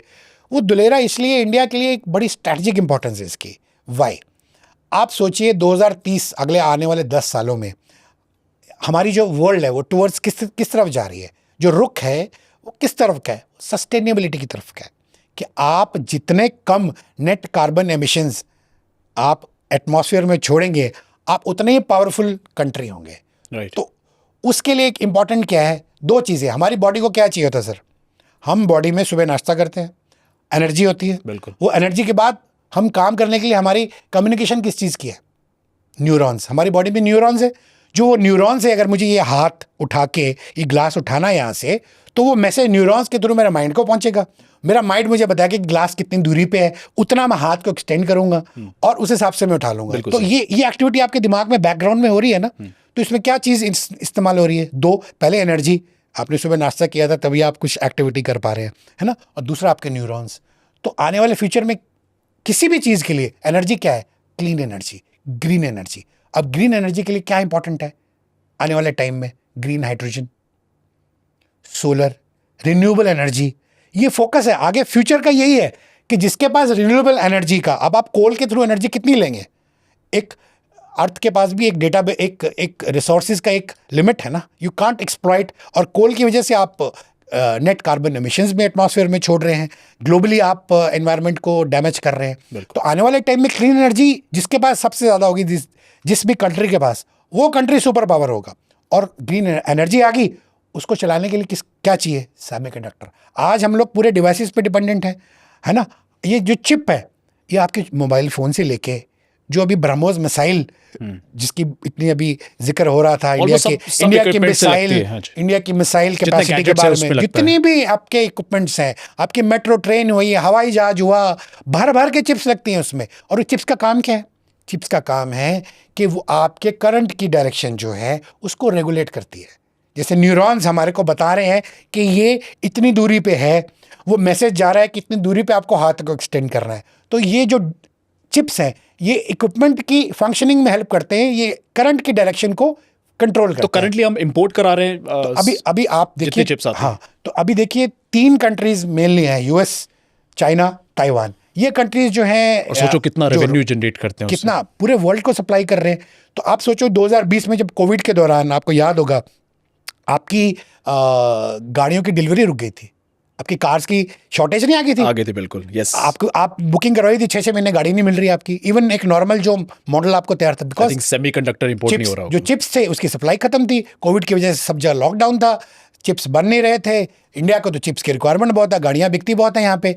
तो वो सब वजह, इस चैलेंजेस को देखते हुए गवर्नमेंट जो फोकस है मेक इन इंडिया, वो कर रही है कि हम सेमीकंडक्टर पे फोकस करें, हम क्लीन एनर्जी पे फोकस करें। इसलिए ये सिटी ग्रीन प्लैटिनम रेटिंग का जो जिक्र आपने करा बीच में, वो ये है कि 5000 मेगावाट का यहाँ पे सोलर प्लांट लग रहा है। वो 5000 मेगावाट सोलर प्लांट आपको कंप्लीटली आपके शहर को रन करेगा। 5000 मेगावाट का सोलर प्लांट पूरे बिहार स्टेट की अगर आप सप्लाई लेना, वो 5000 मेगावाट है। तो 5000 मेगावाट का इसके रेजिडेंशियल इंडस्ट्री को सप्लाई करेगा। उसके लिए 2 डिस्ट्रीब्यूशन सेंटर बनाए हैं गवर्नमेंट ने, कि अगर एक से अगर ब्लैकआउट हो जाए तो दूसरा डिस्ट्रीब्यूशन सेंटर जो है वो रन करेगा। मतलब कि अनइंटरप्टेड पावर सप्लाई। बेसिकली क्या है इनका फोकस, क्या है कि इंडस्ट्रीज को सस्ती बिजली प्रोवाइड करना, बिल्कुल, सो दैट वो रन करे अपनी चीजें। That's the subsidy. वहां पे चैलेंजेस क्या है, आपको वहां इंडस्ट्री क्यों लगानी है, उसके लिए सेमीकंडक्टर क्यों है। सेमीकंडक्टर को इसलिए चूज करा वहां पर कि एक तो पोर्ट से कनेक्टिविटी मिल गई, आपके नज़दीक है, ऊपर से आपकी हवाई एयर के थ्रू कनेक्टिविटी मिल गई, प्लस सेमीकंडक्टर में इंडिया सेल्फ सफिशिएंट होना चाहता है। तो वहां पर अगर आप इंडस्ट्री लगा रहे हो, गवर्नमेंट के 13,000 बिलियन 13,000 करोड़ की ऑलरेडी सब्सिडी पास हो चुकी है टू दीज। तकरीबन आपने सुना होगा अभी recently 6-7 plant, 7 plants are coming up in India for semiconductor. 7 plant आ रहे हैं in various parts of the country, उसमें गुजरात में 5 आ रहे हैं। सो आप सोचिए कि उसके लिए 13,000 करोड़ की सब्सिडी ऑलरेडी गवर्नमेंट दे रही है। वो सब्सिडी किस फॉर्म में है? आपको इंसेंटिव्स दे रही है, आपके लिए कैपिटल, आपको इन्वेस्टमेंट करनी है, आपको मशीनरी खरीदनी है, उसके लिए आपको सब्सिडीज़ मिल रही हैं। सो ये सब इसलिए कर रही है गवर्नमेंट कि आज के आने वाले टाइम में हम कौन सी, we are the 4th largest economy, right, है ना। इसको अगर ग्लोबली कॉम्पिटिटिव बनना है तो उसको सेमीकंडक्टर, रिन्यूएबल एनर्जी, इन सब में आगे बढ़ना पड़ेगा। और धुलेरा इसी क्वेश्चन का, इसी नीड का आंसर है। सो ये तो हो गई धुलेरा की बात। सर, हमने हिस्ट्री की बात कर ली, हमने SIR के बारे में बात करी है, हमने प्लानिंग, टाउन प्लानिंग के बारे में बात कर ली, सरकार का क्या प्लान है, जो जर्नी चली है उसके बारे में, हर तरीके की इंडस्ट्रीज। एक सबसे बड़ा सवाल अब, क्योंकि दर्शक जो देख रहे हैं, तो धुलेरा तो इनको समझ आ गया, एक बहुत बड़ा सवाल और एक बहुत बड़ी कंफ्यूजन जो है वो लोगों को क्रिएट है कि क्या SIR के अंदर इन्वेस्टमेंट करें या SIR के बाहर करें। तो ये चीज़ें के बारे में पूरा डिटेलिंग में बताओ कि where should are investor should buy, inside the SIR और आउटसाइड द SIR। देखिए, बड़ा आपने सही क्वेश्चन पूछा है। ये बड़ा ही चैलेंजिंग क्वेश्चन है और इसका मैं बहुत चैलेंजिंग हो चुका है एक्चुअली। हो चुका है because of the lack of the knowledge ना। जानकारी है कि जिसको देखो, नॉलेज अगर आपको किसी चीज़ की होगी तो आप उसको हैंडल करना चाहेंगे, राइट। आपको जानकारी है कि कैसे हैंडल करना है। तो देखिए क्या है कि गवर्नमेंट का सिस्टम है प्लग एंड प्ले, जैसे कि बार बार हम इस पूरे पॉडकास्ट में जिक्र कर रहे हैं प्लग एंड प्ले सिस्टम का। प्लग एंड प्ले सिस्टम की वजह से क्या है कि जब तक आपका वहाँ पे इंफ्रास्ट्रक्चर जो बेसिक है, जैसे कि मैंने आपको बताया था, वाईफाई, वाटर, वेस्ट वाटर, सारी जब उस प्लॉट तक वो नहीं पहुंच जाती, आप वहां पर कोई भी कंस्ट्रक्शन की एक्टिविटी या कोई भी आपको प्लान का अप्रूवल नहीं मिल सकता, नहीं कर सकते। ठीक है। तो अंदर में क्या अभी अवेलेबल है, अंदर जोनिंग हो रखी है एक पूरी, आपको बड़े लैंड पार्सल्स लेने पड़ेंगे, आपको छोटा प्लॉट, जैसे मैं एक रिटेल इन्वेस्टर हूँ, I am not interested in buying a 1 एकड़ रेजिडेंशियल प्लॉट या Right. 5 एकड़ का रेजिडेंशियल प्लॉट का लेके मैं क्या करूंगा, उसका टिकट साइज मेरा बढ़ जाएगा। एक टिकट साइज नॉर्मली आपका 2 करोड़ 1.5-2 करोड़ से मिनिमम टिकट साइज 1 एकड़ का वहाँ पे प्राइस जो है आज की डेट में जो चल रहा है अंदर का, वो शुरू हो रहा है। तो आप सोचिए कि एक बड़ी टिकट साइज में इन्वेस्टमेंट जो है अंदर जस्टिफाइड उसी के लिए है जो ट्रेडिंग करना चाहता है। सर लोगों की ना क्वेरीज आती हैं कि जहाँ पे टाटा सेमीकंडक्टर बन रहा है TP1 TP2, हमें उसके आसपास दिलवाओ, और हमें चाहिए भी 15 से 20 लाख का बजट है, 100 से 150 गज चाहिए, और हमें सेमीकंडक्टर जो टाउन प्लानिंग है उस पर चाहिए। तो वो उसके बारे में क्या देखिए, एक तो government- कंफ्यूजन क्रिएट है हाँ, जो देखिए गवर्नमेंट का पहले फोकस है कि SIR के अंदर ना वो एक बेसिक इंफ्रास्ट्रक्चर बनाना चाहते हैं। बेसिक इंफ्रास्ट्रक्चर अभी आपका टेंडर फ्लोटेड है, उस पर काम शुरू हो गया। एक 200 बेड का हॉस्पिटल, एक फायर स्टेशन, ठीक है, एक स्कूल, ठीक है, एक टेंट सिटी बनाना चाह रहे हैं, बिकॉज बहुत सारे एक्सपैट्स आएंगे बाहर से, तो उनके लिए कुछ एंटरटेनमेंट का जरिया या उनके लिए कुछ रेस्टोरेंट्स वगैरह या कुछ होने चाहिए, तो वो चीज़ बना रही है। गवर्नमेंट का फोकस है पहले यहाँ पर जॉब क्रिएशन करना। 8 लाख जॉब्स यहाँ पे दुलेरा में क्रिएट होनी है, ठीक है, and this city is being plan for 20 lakh लोगों के लिए, 2 मिलियन पीपल के लिए। तो वो जॉब्स क्रिएशन करना चाह रही है गवर्नमेंट। उनका पहला फोकस यही है कि पहले जॉब क्रिएशन हो, उसके बाद बाकी की डेवलपमेंट धीरे धीरे आएगी। तो अब कोई बोलता है कि मुझे वहाँ लैंड आप 15-20 लाख रुपए के बजट में आप मुझे अंदर दिला दो, तो वो आपको 15-20 लाख रुपए में नहीं मिलेगी। पहली बात कि मैंने आपको बताया कि अंदर 350 स्क्वायर यार्ड्स से नीचे का प्लॉट साइज आपको मिलेगा ही नहीं, बनाया नहीं है, बनाए प्लानिंग नहीं करी। आपको प्लान ही नहीं अप्रूवल होगा। इस प्लग एंड प्ले से पहले क्या था, कुछ बिल्डर्स ने आपका अप्रूवल ले लिया था। इस प्लग एंड प्ले सिस्टम से पहले वो अप्रूवल उन्होंने ले लिया, तो वो कुछ प्रोजेक्ट्स हैं 10-11 जो कि अभी जिनका अभी नंबर नहीं आया प्लग एंड प्ले सिस्टम में, वो अभी आए नहीं है, लेकिन वो ऑलरेडी बेच के कुछ प्लॉट्स हैं वो सेल आउट हो चुके हैं। तो उन प्लॉट्स की कीमत अगर आप रीसेल में आज मार्केट में जाओगे, जो कि उस टाटा के आसपास नहीं है, दूर है, वो तकरीबन 15 से 16 हज़ार रुपये स्क्वायर यार्ड्स का तो आज ही रेट है। तो आप सोचिए अगर 350 स्क्वायर यार्ड्स का अगर मैं कैलकुलेशन की ईज़ के लिए फिर take a 400 square yard plot, उसकी कॉस्ट अगर मैं 15,000 पर स्क्वायर यार्ड पकड़ूँ तो 60-70 लाख रुपए का तो आज मेरा प्लॉट आज ही होगा, जो वहाँ पर अभी बसावट हुई नहीं तो है। आपको लगता है कि वर्थ है आज 15-16 हज़ार रुपए पर स्क्वायर यार्ड में एंटर करना? देखिए मेरे हिसाब से एक स्मार्ट इन्वेस्टर वो होगा जो कि, देखिए अगर आपका पर्पज़ है ट्रेडिंग करना, आप एक 10 एकड़ का लैंड ले लिया आपने रेजिडेंशियल में अंदर, उसको आपने 1 साल में ट्रेडिंग करके आपने एक एक्स अमाउंट पे लिया था, आपने उसमें प्रॉफिट लेके आपने उसको सेल आउट कर Buy दिया, rate पे बेच है ना। आप वो लैंड पार्सल में कुछ कर नहीं सकते, you can not do a single thing on that land. You can trade, आप ट्रेडिंग कर सकते हो उसकी, लेकिन उसके अलावा आज की डेट में अगर आप आउटसाइड द बाउंड्री एजेस पे आप लेते हो, वो बड़ा इंपॉर्टेंट है। अब एजेस में आपको कहाँ इन्वेस्ट करना चाहिए, कौन सी एज ज़्यादा बेहतर है, वो डिपेंड करेगी आज की डेट में एक्टिविटी कहाँ हो रही है। उससे पहले मैं पूछना चाहूँगा आपसे कि मान लो TP3 TP4 TP5 उसके बारे में बताओ, क्योंकि वहाँ पे रेट तो कम मिल जाते हैं बट वहाँ की प्लानिंग बहुत लेट है। वही तो। और वहाँ पे अगर एक इन्वेस्टर बाय करता है प्लॉट, तो क्या उसको आज डिमार्केशन करके प्लॉट्स मिलते हैं? क्या उसको जो कमिटमेंट की जाती है कि 2 साल या 1.5 साल के अंदर आपको पोजीशन मिल जाएगा, क्या उसके सामने की रोड और सीवर और जितनी भी इलेक्ट्रिसिटी की लाइन वगैरह है सारी चीज़ें रहेंगी अगर वो TP3 TP4 TP5 या TP6 में लेता है? और उसकी विजन क्या है, वो कब तक बनेगा? क्योंकि जैसे जैसे मैंने सुना है कि TP6 is near to the Bhavnagar, जी, तो वहाँ पे शायद 20 साल का भी होराइजन है कि वहाँ टाइम लग सकता है, क्योंकि पहले नंबर आएगा TP3 का, फिर आएगा 4 का या 5 का। तो वो थोड़ा डिटेल में बताओ। देखिए जहाँ तक आपने जिक्र करा डेवलपमेंट का, तो वो अभी गवर्नमेंट TP1 TP2 और लीनियर डेवलपमेंट पे कर रही है। लीनियर डेवलपमेंट क्योंकि एक्सप्रेस वे शहर के बीच में से निकल रहा है, Right. वो बन के तैयार है, तो उसके 1.5 किलोमीटर दोनों साइड डेवलपमेंट करके फिर धीरे धीरे पीछे बढ़ेगी। तो आज की डेट में जो TP4 TP5 में मान लो कोई आप लैंड ले लेते हो, सपोज मैंने 2 एकड़ का एक प्लॉट ले लिया, ठीक है, मैंने 4 करोड़ या 3 करोड़ 4 करोड़ में मैंने वो प्लॉट लेके रख दिया, तो now my capital is blocked for next 10 years. This will not yield me any result, दो it is pure gold.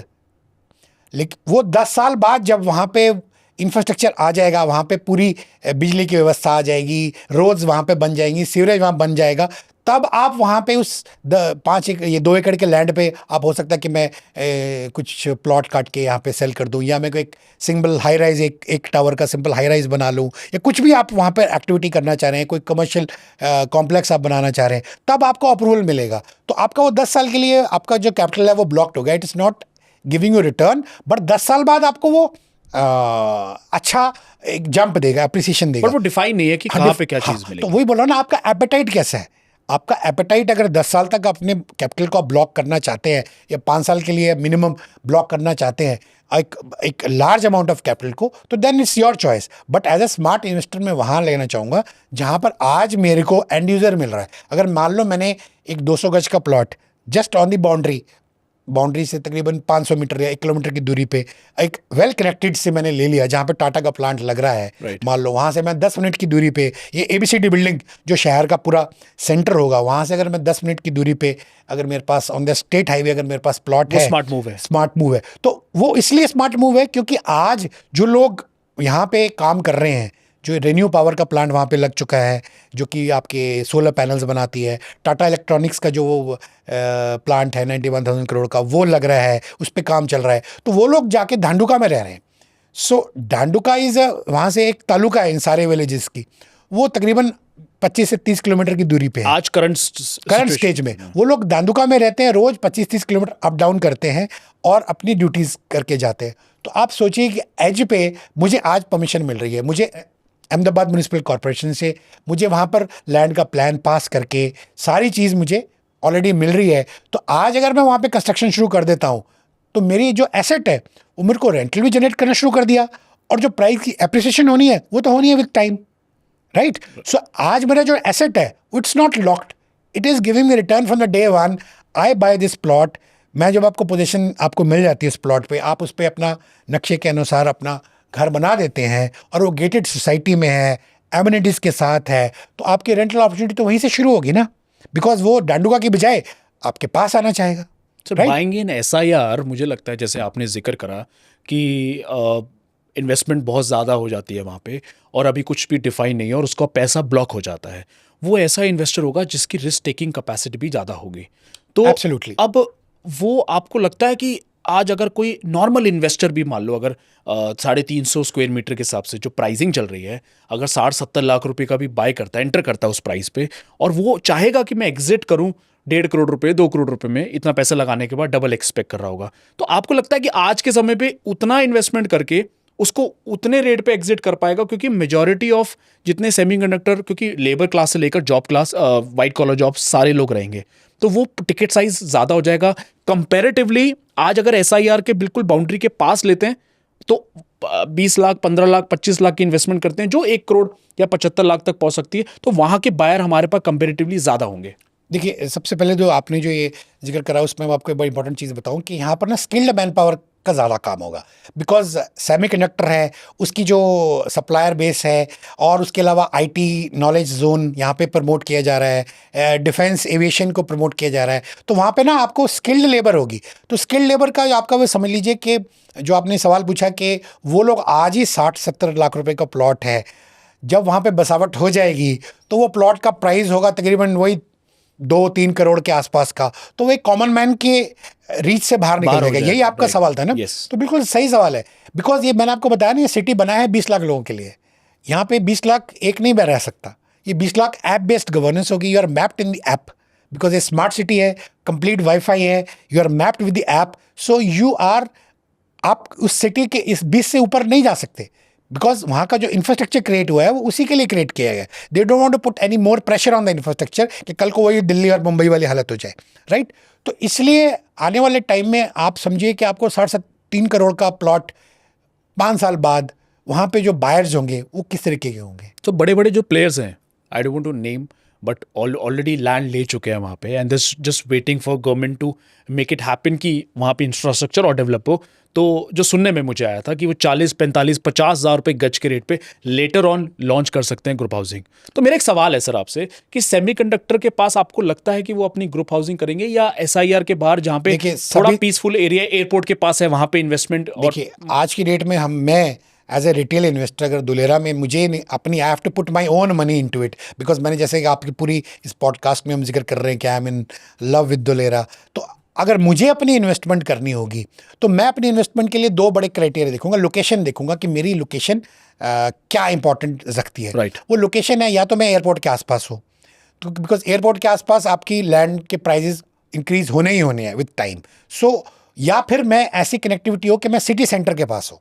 City centre हो है गया, A B C D ABCD building, A B C D building के साथ में सिटी सेंटर है, वहाँ पर मेट्रो स्टेशन बनेगा, जो एक्सप्रेसवे बीच में से आपके शहर के 250 मीटर चौड़ा जो आ रहा है, वो सिटी सेंटर से आपका अगर कनेक्टिविटी स्टेट हाईवे में आपको मिल जाती है तो आप 10 मिनट में अगर अपने प्लांट से अगर आप 10 मिनट में अपने घर पहुंच जा रहे हो, तो चाहे वो बाउंड्री पे हो तो does not matter to me, और मेरी पॉकेट की रीच में शुड भी बी हो। वैल्यू फॉर मनी है जो आपने अभी बोला। बिल्कुल। तो आज की डेट में मैं अगर आज वो प्लॉट वहाँ पर लेता हूँ तो वो एक कॉमन मैन की रीच में, जो आपने ये सेमी स्किल्ड या स्किल्ड लेबर जो आएगी ना, वो स्किल्ड लेबर की रीच का होगा वहाँ पर, तो वो आपको एंड यूजर आपको आज ही मिलने के लिए तैयार है। You don't have to wait, you don't have to wait for another 5 years that people will come and buy that in plot. You आपसे वो प्लॉट लेंगे and you will unlock your value, unlock your investment. उसकी ज़रूरत ही नहीं है। आज आप वहाँ पे घर बना दीजिए, आपके रेंटल रिटर्न शुरू हो गए। सर जैसे एग्जाम्पल कहीं ना कहीं दिया जाता है गिफ्ट सिटी का, सानत का एग्जाम्पल दिया जाता है, लाइक नैनो का एक एग्जाम्पल है ना, तो उसके बारे में थोड़ा स्टोरी बताइए कि आज गिफ्ट सिटी को क्यों कंपेयर किया जाता है, और पुराने रेट पे लोगों ने जब इन्वेस्टमेंट करी थी और आज क्या वैल्यू है करंट गिफ्ट सिटी के प्लॉट्स की या रियल एस्टेट इन्वेस्टमेंट जो लोगों ने करी। गिफ्ट सिटी आपने ना बिल्कुल एकदम you have hit the bullseye. Bullseye कैसे बोल रहा हूँ, गिफ्ट सिटी आप ना अब ये 30 सेकंड की रील है आज की डेट में। I am a new guy on Instagram, मैंने आपको जैसे पहले ही भी बताया, तो 30 सेकंड की रील बड़ी चलती है, 15 सेकंड की रील चलती है। तो गिफ्ट सिटी क्या है, गिफ्ट सिटी ऑलरेडी एक स्मार्ट सिटी है जो कि 8 स्क्वायर किलोमीटर में, 8 स्क्वायर किलोमीटर्स में। अब वहाँ पर गिफ्ट सिटी में डेवलप करने का रीज़न यही था कि वहाँ पर एक फाइनेंस का हब बनाना चाहते हैं, जस्ट लाइक सिंगापुर। राइट, ठीक है, तो उसको स्मार्ट सिटी बनाया है। अब उसकी अगर बड़ी पिक्चर है वो दुलेरा है। आप समझ लीजिए कि मैंने आपको ट्रेलर, आपने टीजर देख लिया गिफ्ट सिटी का। अब वो गिफ्ट सिटी में जिन लोगों ने आज इन्वेस्टमेंट करी थी, आज लाख रुपए के ऊपर का पर स्क्वायर यार्ड का रेट हो रखा है। तो जितनी ग्रोथ चाहिए उतना समय देना पड़ेगा। You have to be patience. आप समझ लिए गिफ्ट सिटी का काम जो शुरू हुआ था 2015 के आसपास, approximately if I remember correctly 2015-16 के आसपास शुरू हुआ था। तो आज 10 साल में वहां पर तकरीबन 20 गुना प्राइस बढ़ चुका है। सो आज जो जिन्होंने एंट्री कर ली 8,000 9,000 रुपये गज में, 10,000 रुपये गज में जिन्होंने एंट्री कर ली, लैंड की कॉस्ट ले ली, they have minted money, they have make a moolah out of it. और पहले से ही गुजरात का रियल एस्टेट बूम रहा है, थोड़ा ब्राइट रहा है कंपैरेटिवली, क्योंकि बिकॉज वहाँ पे बिजनेसमैन ज़्यादा हैं और काफ़ी ट्रेडिंग बहुत होती है वहाँ पे हर तरीके से चीज़ों की। और सबसे बड़ी बात यह है जो आपने टाटा नैनो का बीच में जिक्र करा है ना। अब मुझसे ना बड़े लोग पूछते हैं कि आप दुलेरा कर रहे हो है ना, आज हम इन्वेस्टमेंट करें तो हमारे को क्या रिटर्न मिलेगा, है ना। तो मैं बड़ा एक सिंपल से एग्जांपल देता हूँ। एक उसके बड़े पीछे किस्सा है, टाटा नैनो जब लाख टकिया गाड़ी टाटा ग्रुप को बनानी थी तो वो प्लांट कहाँ लग रहा था, सिंगूर में, वेस्ट बंगाल में। ठीक है जी, वहाँ पर कुछ पॉलिटिकल इंटरफेरेंस हुई है, कुछ वहाँ पर प्रॉब्लम हुई कम्युनिस्ट की या जो भी हुई, जिसकी वजह से टाटा को वहाँ से अप्रूवल जो था वो हट गया वहाँ से। They had to move out of West Bengal. So Gujarat ने उनको इनवाइट करा कि you please come in Gujarat and वहाँ पे आप अपना ये टाटा नैनो का, टाटा मोटर्स का प्लांट लगाएं। तो उस सानंद एक जगह है अहमदाबाद के पास, 20 किलोमीटर के करीब का डिस्टेंस होगा अहमदाबाद से। वहाँ पर एक गांव में उन्होंने प्लांट लगाया। एक नई इंडस्ट्री को सानंद में बिना रिसोर्सेज के लगाना बड़ा डिफ़िकल्ट काम था, वो लगी। उसके साथ और उसका सप्लायर बेस आया, और भी इंडस्ट्रीज़ मारुति और उन सब ने भी वहाँ पे अपना बेस बनाया मैन्युफैक्चरिंग का। तो आज सानंद में पिछले 10 साल में तकरीबन 20 गुना प्राइस बढ़ चुकी है। अब सोचिए एक अनप्लान्ड सिटी में, जहाँ पर एक अनप्लान्ड इवेंट था, गुजरात को नहीं पता था कि टाटा मोटर्स वहाँ पे आएगी, है ना। तो टाटा मोटर्स के आने की वजह से सप्लायर बेस आया उसका, और भी मारुति आया, और भी इंडस्ट्रीज़ वहाँ पे आई। तो आज की डेट में वो लैंड के प्राइसेस 20 गुना बढ़ गए। तो आप सोचिए दुलेरा एक प्लान सिटी बन रहा है, एक platinum rated smart city, manufacturing hub, financial power house. इन गोल्स के साथ जो बन रहा है, तो वो जो रिटर्न्स होंगे वो रियल में अनप्रेसिडेंटेड रिटर्न्स होंगे। आप उन रिटर्न्स की जो कल्पना है वो करनी इस वक्त मुझे कहना, but on the safer side, क्योंकि आपने पूछा कि इन्वेस्टर मुझसे पूछता है, तो आई विल से कि approximately 3 to 4 times you will get better returns. तो अगर आज हम स्टॉक मार्केट की भी लें, if you take a rule of 72, है ना, रूल ऑफ 72 अगर हम लें, तो आपके 4 साल में अगर आप 18% रिटर्न पे आपके 4 साल में पैसे डबल होते हैं। Your money is doubled if I take a rule of 72, मैं 72 को 18 से डिवाइड करूं, so it will take me 4 years to double my investment. तो आज की डेट में मैं आपको जो बता रहा हूँ, अगले 5 साल में अगर आप होल्डिंग पीरियड इसको रखते हैं विद अ 5-year होराइजन, यहाँ इन्वेस्टमेंट करते हैं, so you will gate 3 to 4 times आपको एक बेसिक मिनिमम में जो सोच रहा हूँ, हो सकता है इससे ज़्यादा भी मिल सके। मैं जैसे गुड़गांव की बात इसलिए एक एग्जांपल हमेशा पकड़ के चलता हूँ क्योंकि मैक्सिमम जो व्यूअर्स हैं हमारे वो दिल्ली एनसीआर से हैं, तो रिलेट कर पाते हैं। सो जब गुड़गांव की शुरुआत हो रही थी, ठीक है, तो गुड़गांव एक गांव था उस टाइम पे, तो एक कदम रखा एक बहुत बड़ा प्लेयर उस टाइम पे तो नहीं था, तो मारुति सुजुकी। तो मारुति जब आई वहाँ पे प्लांट रखा, तो डायरेक्ट इनडायरेक्ट सारी छोटी छोटी कंपनीज आई वहाँ पे, तो उन्होंने अपना सेटअप किया, फिर एम्प्लॉयमेंट बढ़ी, उससे फिर आईटी आया, फिर उसके बाद इंफ्रास्ट्रक्चर बढ़ा, फिर धीरे धीरे करके फिर एयरपोर्ट की भी शुरुआत हुई। पहले एयरपोर्ट पालम वाला हुआ करता था, फिर बड़ा एयरपोर्ट आया। तो ये एक छोटा वर्जन है मुझे लगता है, क्योंकि जैसे आप बता रहे हो धुलेरा में अगर मारुति से कंपेयर कर रहा हूँ, पूरा शहर बस गया, वैसा वहाँ पे सेमीकंडक्टर है।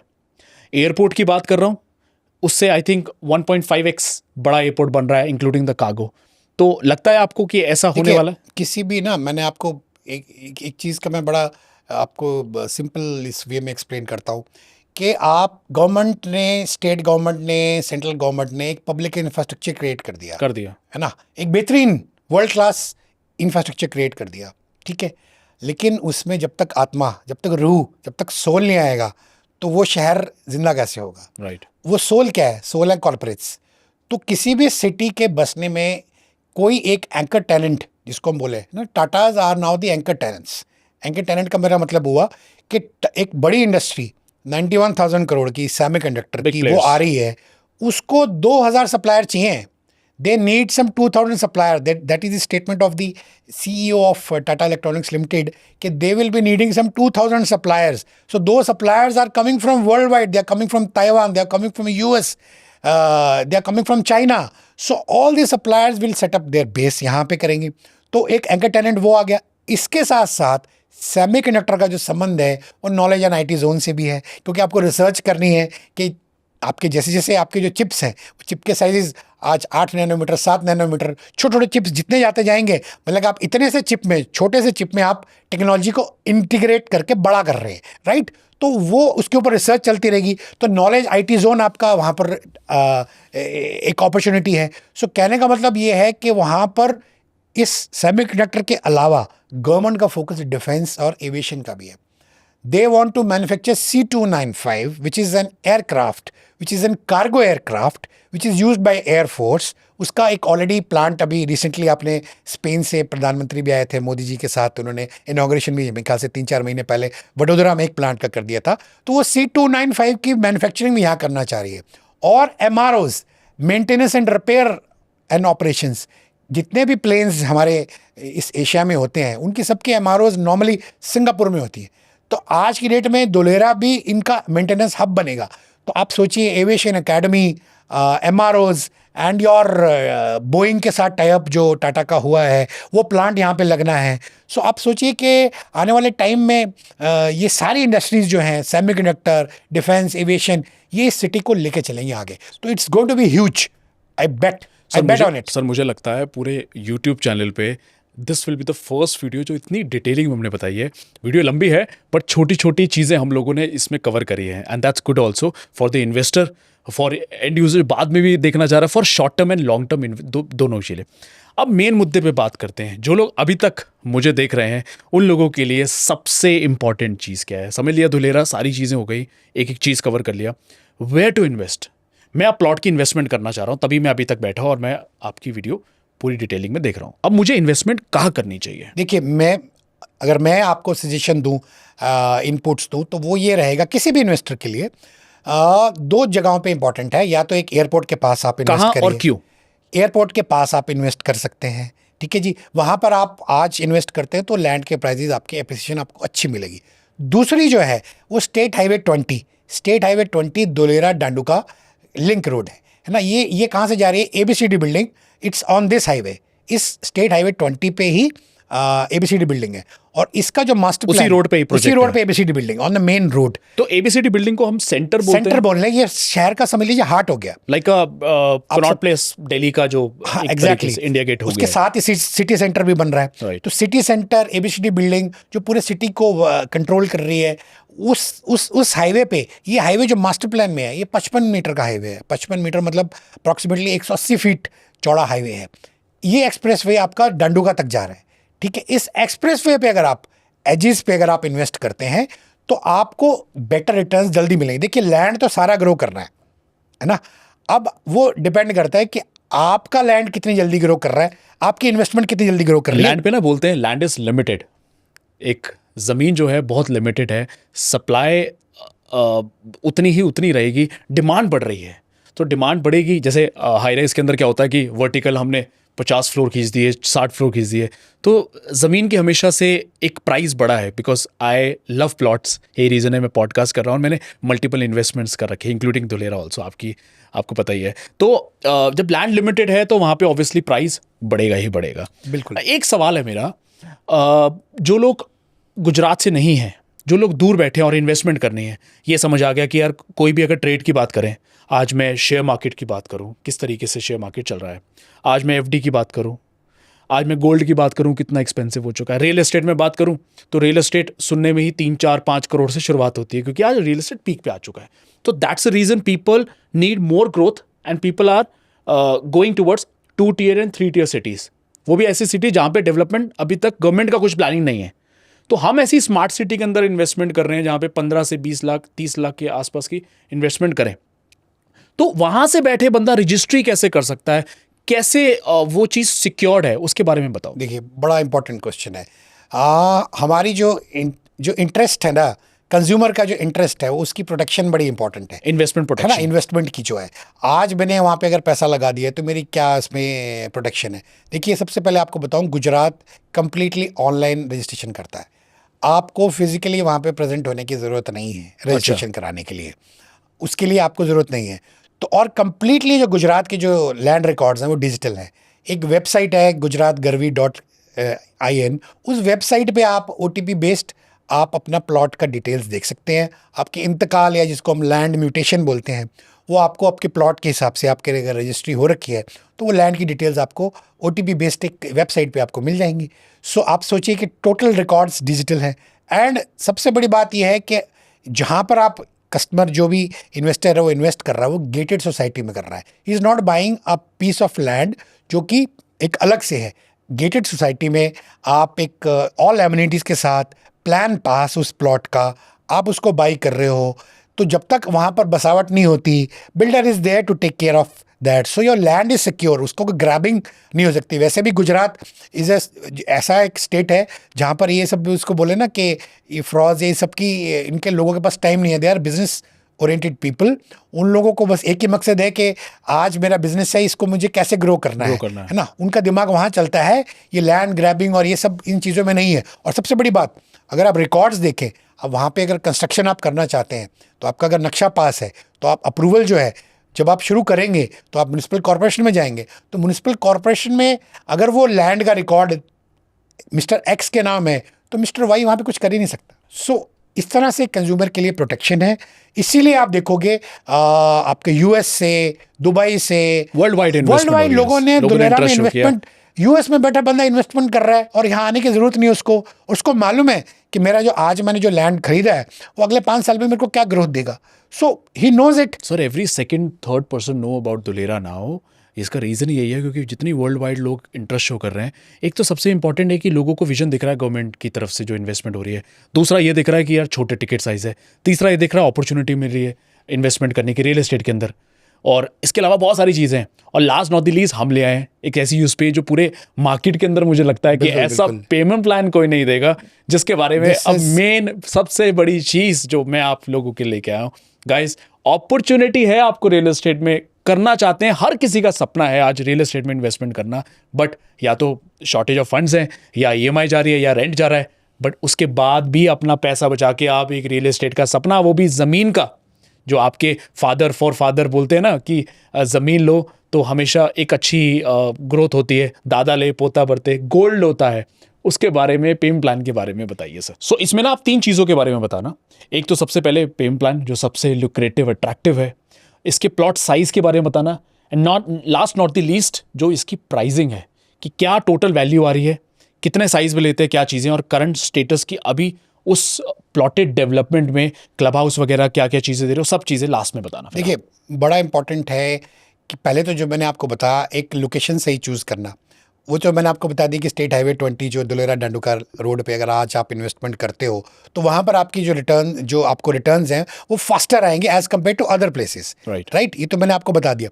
अब आता है कि ईज ऑफ ओनिंग, है ना। आज मैं अगर आपको बोलूँ कि 100 रुपये की चीज़ है, उसमें से आपने 30 रुपये मुझे आपने 2 महीने में देने हैं, ठीक है। 100 रुपये की चीज़ है, 100 रुपये की चीज़ है, 30 रुपये आपने मुझे 2 महीने में देने हैं। हाँ जी। उसके बाद जो बाकी के बचे 70 रुपये, उसमें से 60 रुपये आप मुझे 60 महीनों में 1-1 रुपये करके दोगे, तो आप 5 साल में मुझे पेमेंट कर रहे हो, राइट। ठीक है जी। और बाकी का जो 10% बचा वो मैं 1.5 साल में जब आपको पोजीशन दूंगा तब आपको 10 रुपये जो आपको देने हैं, तो आपके वो 100 रुपये की जो चीज़ है उसकी पेमेंट आपकी 5 साल में डिवाइड होगी। एक रफ लेके चलते हैं सर। अभी मिनिमम क्या इन्वेस्टमेंट स्टार्ट होती है? देखिए, इन्वेस्टमेंट वहाँ पर जो प्लॉट साइज पे डिपेंड होगा। जैसे मैंने आपको बताया, मेरा जो प्राइस है वो 9,000 रुपीज़। क्या मिनिमम प्लॉट साइज है अभी अवेलेबल? वहाँ पर जो प्राइस है वो 9,000 पर स्क्वायर यार्ड के आसपास का प्राइस है। उसमें क्या है कि आप प्लस अदर चार्जेस, राइट। तो आपका 150 गज से मिनिमम प्लॉट साइज तो शुरू हो रहा है। एक फिगर ले लेता हूँ, 15 लाख रुपए। सो 15 लाख का हमें 30% देना अभी। बिल्कुल बिल्कुल, मतलब कहने का मतलब है कि अगर मैं सबसे छोटा प्लॉट उसका लेके चलूँ जो कि 112 गज का प्लॉट है, उसमें आपकी 10-12 हज़ार 10-1 लाख रुपए उसकी कॉस्ट हुई अप्रॉक्सीमेटली। अगर आप कैलकुलेट करेंगे तो 10,000 रुपये की ईएमआई बन गई। तो मतलब कि आप 5 साल 10,000 रुपये की ईएमआई पे कर रहे हैं, और उसका 30%, अगर मैं 10 लाख का 30% लूँ, 3 लाख रुपया दे के 2 महीने में, अब बाकी 10,000 रुपये पर मंथ के हिसाब से पे कर रहे हैं। तो 10 लाख की इन्वेस्टमेंट है, 3 लाख रुपए मुझे अभी देना है, बाकी आप 5 साल में पे कर रहे हैं 1%। तो 10,000 रुपए हर महीने मुझे हर महीने 5 साल के लिए। क्या बात है। तो आप समझ लिए कि आपकी जो रिस्क है वो 5 इयर्स में इट इज मिटिगेटेड, वो डिवाइड हो गई। बट सर रजिस्ट्री भी तो 5 साल बाद ही कर रहे होगे आप? नहीं, रजिस्ट्री में पहले कर देंगे आपको। अच्छा, 30% पे रजिस्ट्री भी कर रहे हो आप मेरे को पीडीसी अगर चेक देते हो तो हम आपकी रजिस्ट्री भी साथ के साथ कर देंगे। क्या बात है। तो उस रजिस्ट्री में आपके डॉक्यूमेंट्स, ये जो चेक्स की डिटेल्स रहेगी, तो आपकी रजिस्ट्री भी होगी। So your plot is registered, you are paying that money in 5 years and you are the owner, and आप 5 साल बाद जब उसको अनलॉक करोगे उस वैल्यू को, तो आप प्रॉफिट्स भी लेके। मेरा पोजीशन का क्या 5 साल बाद मुझे पोजीशन मिलेगा या पोजीशन आज मिल जाएगा? दिसंबर 2026 में। ठीक है, दिसंबर 2026 में पोजीशन मिल जाएगा। अच्छा, प्लॉट मेरा 1 साल में रेडी है, मुझे गेटेड करके ऑल द अंदर एमिनिटीज प्रोवाइड कर रहे हैं। क्लब हाउस आपका हो गया, स्विमिंग पूल, रोज, पानी, सीवेज, एसटीपी, ऑल जो बेसिक एमिनिटीज हैं, lighting, all the basic amenities and the luxury amenities जो दोनों रिक्वायर्ड है वो आपको प्रोवाइड हो जाएंगी। उसके बाद प्लान आपका पास है, आप उस पर कंस्ट्रक्शन शुरू कर सकते हैं, और फिर आप चाहें तो वहाँ से रेंटल इनकम भी शुरू कर सकते हैं। तो दैट इज दी मंत्रा, जो कि बहुत ही बेहतर, बहुत ही मजेदार ये प्लान है, और ये और कोई नहीं दे रहा। We are the only one who are giving this plan, और ये इंस्पायर्ड है 1% पेमेंट प्लान। सर मुझे लगता है आज अगर हम आईफोन भी लेते हैं ना, तो शायद 10,000 रुपए के 12,000 रुपए के आसपास ईएमआई आती है, नथिंग लेस देन 10-12,000, राइट? बिल्कुल। और फिर we have an opportunity to grab a real estate investment paying just 10,000, और मुझे लगता है आज 50,000 60,000 एक एक्चुअल इनकम हो चुकी है, जो लोगों की एक घर की एक इनकम होती है, राइट? लाख रुपए के आसपास की एक मान के चलो कैपिटल इनकम जो हो गई। तो अगर आज 10,000 रुपये सिर्फ लगाने हो तो मुझे लगता है कि ये हर बंदा जो व्यूज देख रहा है, मेरे लिए तो मैं तो आपको ये डिटेल, देखिए आप इसका example, safe and secured, plot भी मिल गया, रजिस्ट्री भी होगी, और इसका एग्जांपल आपको मैं बहुत खूबसूरत बेहतरीन एग्जांपल देता हूँ। आप देखिए कि आज से 10 साल पहले आपकी स्टॉक मार्केट में क्रैशेस कितने होते थे, राइट? लंबे क्रैशेस होते थे, उसकी वजह क्या होती थी, जो फॉरेन इंस्टीट्यूशनल इन्वेस्टर्स FIIs जिसको हम बोलते हैं, वो जो इन्वेस्ट करते थे, तो वो जब अपने प्रॉफिट्स को फ्लो बैक करते थे, तो वो इन्वेस्टमेंट वहाँ से फॉरेन इंस्टीट्यूशनल इन्वेस्टर्स की निकल जाती थी। Right. लेकिन जब से ये हमारा डिजिटल पेमेंट का सिस्टम आया है, आज एक स्मॉल शॉप ओनर भी सिप लगा के इन्वेस्ट कर रहा है। तो जितने रिटेल इन्वेस्टर स्टॉक एक्सचेंज में बढ़े, आपके रिस्क जो है वो डिवाइड होगी। अब वो फॉरेन इंस्टीट्यूशनल इन्वेस्टर्स पे डिपेंड नहीं है अकेले उन पे, कि वो लोग अगर इन्वेस्ट करेंगे तो आपका स्टॉक मार्केट बढ़ जाएगा। जब उन्होंने अपनी इन्वेस्टमेंट फ्लो बैक कर ली अपने प्रॉफिट्स को लेने के लिए, आपका मार्केट गिर गया। ऐसा बिल्कुल नहीं है, बिकॉज रिटेल इन्वेस्टर आपका डेली एक स्मॉल शॉप ओनर भी आपकी शेयर मार्केट में थ्रू सिप इन्वेस्ट कर रहा है। तो आज देखिए उस रिटेल बेस की वजह से वो बढ़ गया। तो आपने बोला ना, ये तो हर किसी को लेना चाहिए। मैं तो कह रहा हूँ ये बनाए प्लान इसलिए है कि रिटेल इन्वेस्टर्स के लिए, कि हर कोई इसको ओन कर सके। सर एक आखिरी सवाल मेरे ऑडियंस का हो सकता है, वो ये है कि मैं 5 साल में दे तो रहा हूँ 10,000 रुपये, और अभी जब तक आप बात कर रहे थे मेरे फटाफट एक दिमाग में कैलकुलेशन आ रही थी कि यार यही अगर 10 लाख रुपए का प्लॉट, अगर मैं 7 लाख रुपए का अगर मैं बैंक लोन लेता जिस पे 8-9% क्या 10% के आसपास प्लॉट में जो भी ROI रहती है, सो रेट ऑफ इंटरेस्ट के हिसाब से 10 साल में मैं एक्चुअल में डबल पे कर देता। बिल्कुल, correct me if I am wrong. बिल्कुल सही। तो वो चीज़ की वजह से मेरे को एक 0% इंटरेस्ट भी मिल रहा है। It's just like you're owning an Apple phone. I'm just paying the principal amount. Absolutely, you're owning an Apple phone at a zero interest, ना, zero cost EMI पे। तो it's just like that. आखिरी सवाल, 5 साल में क्या देखते हो सर इस प्लॉट को आप? 15 लाख का प्लॉट 5 साल में क्या विजन, या 10 साल में क्या मैंने vision? आपको आपके पॉडकास्ट के दौरान मैंने आपको एग्जांपल टाटा नैनो का दिया था। तो वहां पर देखो, I don't want to be exaggerated, है ना, मैं बढ़ा के नहीं बताना चाहता कि वो इस तरीके का। आई वांट टू बी, अंदर से मुझे मालूम है कि it is going to be very high, but I just want to sound more practical, है ना। सो आई थिंक कि 3 to 4 times 5 years के अंदर हो this 5 years this is going to pay back, minimum इतना हो जाना चाहिए। बिकॉज मेरी एक्सपेक्टेशन इससे ज्यादा की है, I know, but I don't want to come on camera, I don't want to say this, but The lower side, the lower figure. क्यों वो मैं क्यों कह रहा हूँ, इफ यू सी जो लैंड पिछले 10 साल पहले जिसने लैंड लिया था, अभी रिसेंटली मीडिया में कवरेज आया था कि 10 गुना प्राइस पिछले 10 साल में बढ़ चुका है। ये तब था जब वहाँ पे डेवलपमेंट अभी स्लो पेस भी थी ना। मैंने जब पूरी हिस्ट्री हमने देखी कि किस तरह से दुलेरा आ रहा है, किस तरह से जा रहा है ना, तो उस पीरियड में 10 गुना बढ़ गया। तो अब तो जो इन्वेस्टमेंट, अब तो जो वहां पर काम है वो तेजी से है। आपका एक्सप्रेस वे इस अगले महीने खुल जा रहा है, राइट। आपका इस साल में एयरपोर्ट खुल जा रहा है, राइट। राइट, कार्गो शुरू हो जा रहा है, पैसेंजर 2000 अगले साल शुरू हो जाएगा, Semiconductor, सेमीकंडक्टर का प्लांट लग रहा है। टाटा का टारगेट है जुलाई 2027 they will deliver the first chip. मतलब कि आज से 2 साल बाद, आज हम कहा we are on sitting in May, है ना, end of the May, fag end of the May, 2 years. है ना। सो 2 साल में आपका उनका प्रोडक्शन शुरू हो जाएगा। आप सोचिए, तो प्रोडक्शन शुरू हो गया मतलब कि इस दौरान वो 2000 सप्लायर बेस भी आ गया, वो निटिग्रिटी भी आ गई है। तो आप सोचिए, मैं तो उसको 5 ईयर होराइजन से लेके चल रहा हूँ, लेकिन जो मेजर माइलस्टोन्स अचीव होंगे, है ना, तब भी प्राइस में जंप आएगा। एयरपोर्ट शुरू हो गया, प्राइस में जंप सर आएगा। इसको गुड़गांव से, सानत से या गिफ्ट सिटी से अगर कंपेयर करिए तो आपने लोअर साइड बता दी, but higher side it will go up to 8x 9x 10x भी हो सकता है। फिर मैं एग्जांपल से बताता हूँ। अब जब आपका जो एयरपोर्ट आ रहा है, जो जेवर में जो एयरपोर्ट आया है ना, जो अभी मोस्ट पब्लिश शायद अगले महीने शायद खुल जाए। कोविड के टाइम पे सर मैं आपको एक तो क्या प्राइस के जंप्स आए हैं आपने मैंने देखा? 25 से 30 हज़ार रुपये गज पे रेट पे भी प्राइवेट डेवलपर के बेचे हुए हैं। आज नथिंग लेस देन, अभी एक बड़ा डेवलपर है नोएडा का ही, इनका लॉन्च हुआ था 1.25 लाख रुपए प्लस अदर चार्जेस में लॉन्च हुआ, सोल्ड आउट प्लॉट सर। तो आपको बोल रहा हूँ 25 से 1.25 lakh. So I just don't want 3 years. See, मेरा पर्पस है, आई वांट टू बी, एक समझे ना, मैं आपको कैमरे पे ये नहीं बताना चाहता कि इतना हो सकता है, इतना हो सकता है, बट एक साउंड में एक wisely I can say this कि इतना हो जाएगा आपका इन्वेस्टमेंट का सर। रिटर्न। अभी जो प्रोजेक्ट्स के बारे में बता रहे हो उसमें क्या क्या अम्यूनिटीज आप लोग दे रहे हो? प्लॉट्स के अलावा क्या ये कच्ची कॉलोनी वाले प्लॉट्स हैं, या ये लोकल जो प्लॉटेड डेवलपमेंट होती है वैसे ही होती है, प्राइवेट ऑर्गेनाइज डेवलप जैसे बनाता है वैसे होगा? मैंने आपको जैसे बताया था, गुजरात में जो लैंड या रियल एस्टेट बड़ा क्लीन है सिस्टम वहाँ पे। ये आपका जो प्लान है, ये इसको हम बोलते हैं NOC, plan pass, plan approved. Right. कहने का मतलब है कि आपका वो प्लॉट नंबर के हिसाब से आपकी रजिस्ट्री होगी, उस प्लॉट की आपका प्लान भी पास है, आप इमीडिएटली उस पर कंस्ट्रक्शन शुरू कर सकते हो। right? So gated community, clubhouse, swimming pool, all the amenities, आपके jogging tracks, आपके Two tier cities, gazebos, securities वगैरह। सिक्योरिटी, सारी चीज आपकी कंप्लीट, आपको एक जिस तरह से जैसे एनसीआर में देखते हैं जैसे वैसे आप एनसीआर में एक सोसाइटीज देखते हैं लो राइज की, this will be a low rise, right? G+2 का इसमें अप्रूवल रहेगा, तो आपको कंप्लीट एक पैकेज मिलेगा। सो चाहे आप वहाँ पे खुद रहना चाहें या किसी एंड यूजर को देना चाहें, that end user will always end up buying there, because वहाँ पे फुली डेवलप्ड है।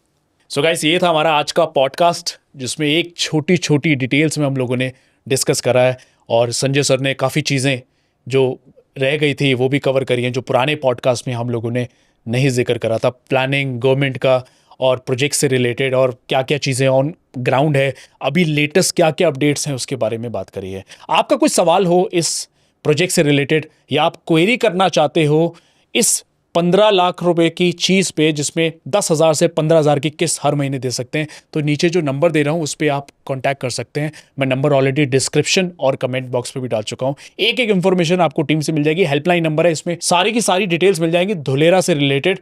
और द मोस्ट इंपॉर्टेंट, वीडियो अच्छे लगे हो तो लाइक ज़रूर करिएगा, और ऐसा ही वीडियो, ऐसा ही कॉन्टेंट देखने के लिए हमारे चैनल को सब्सक्राइब करना मत भूलिएगा। मिलते हैं कुछ अच्छी वीडियोज़ के साथ अगली बार फिर से। धन्यवाद। जय हिंद।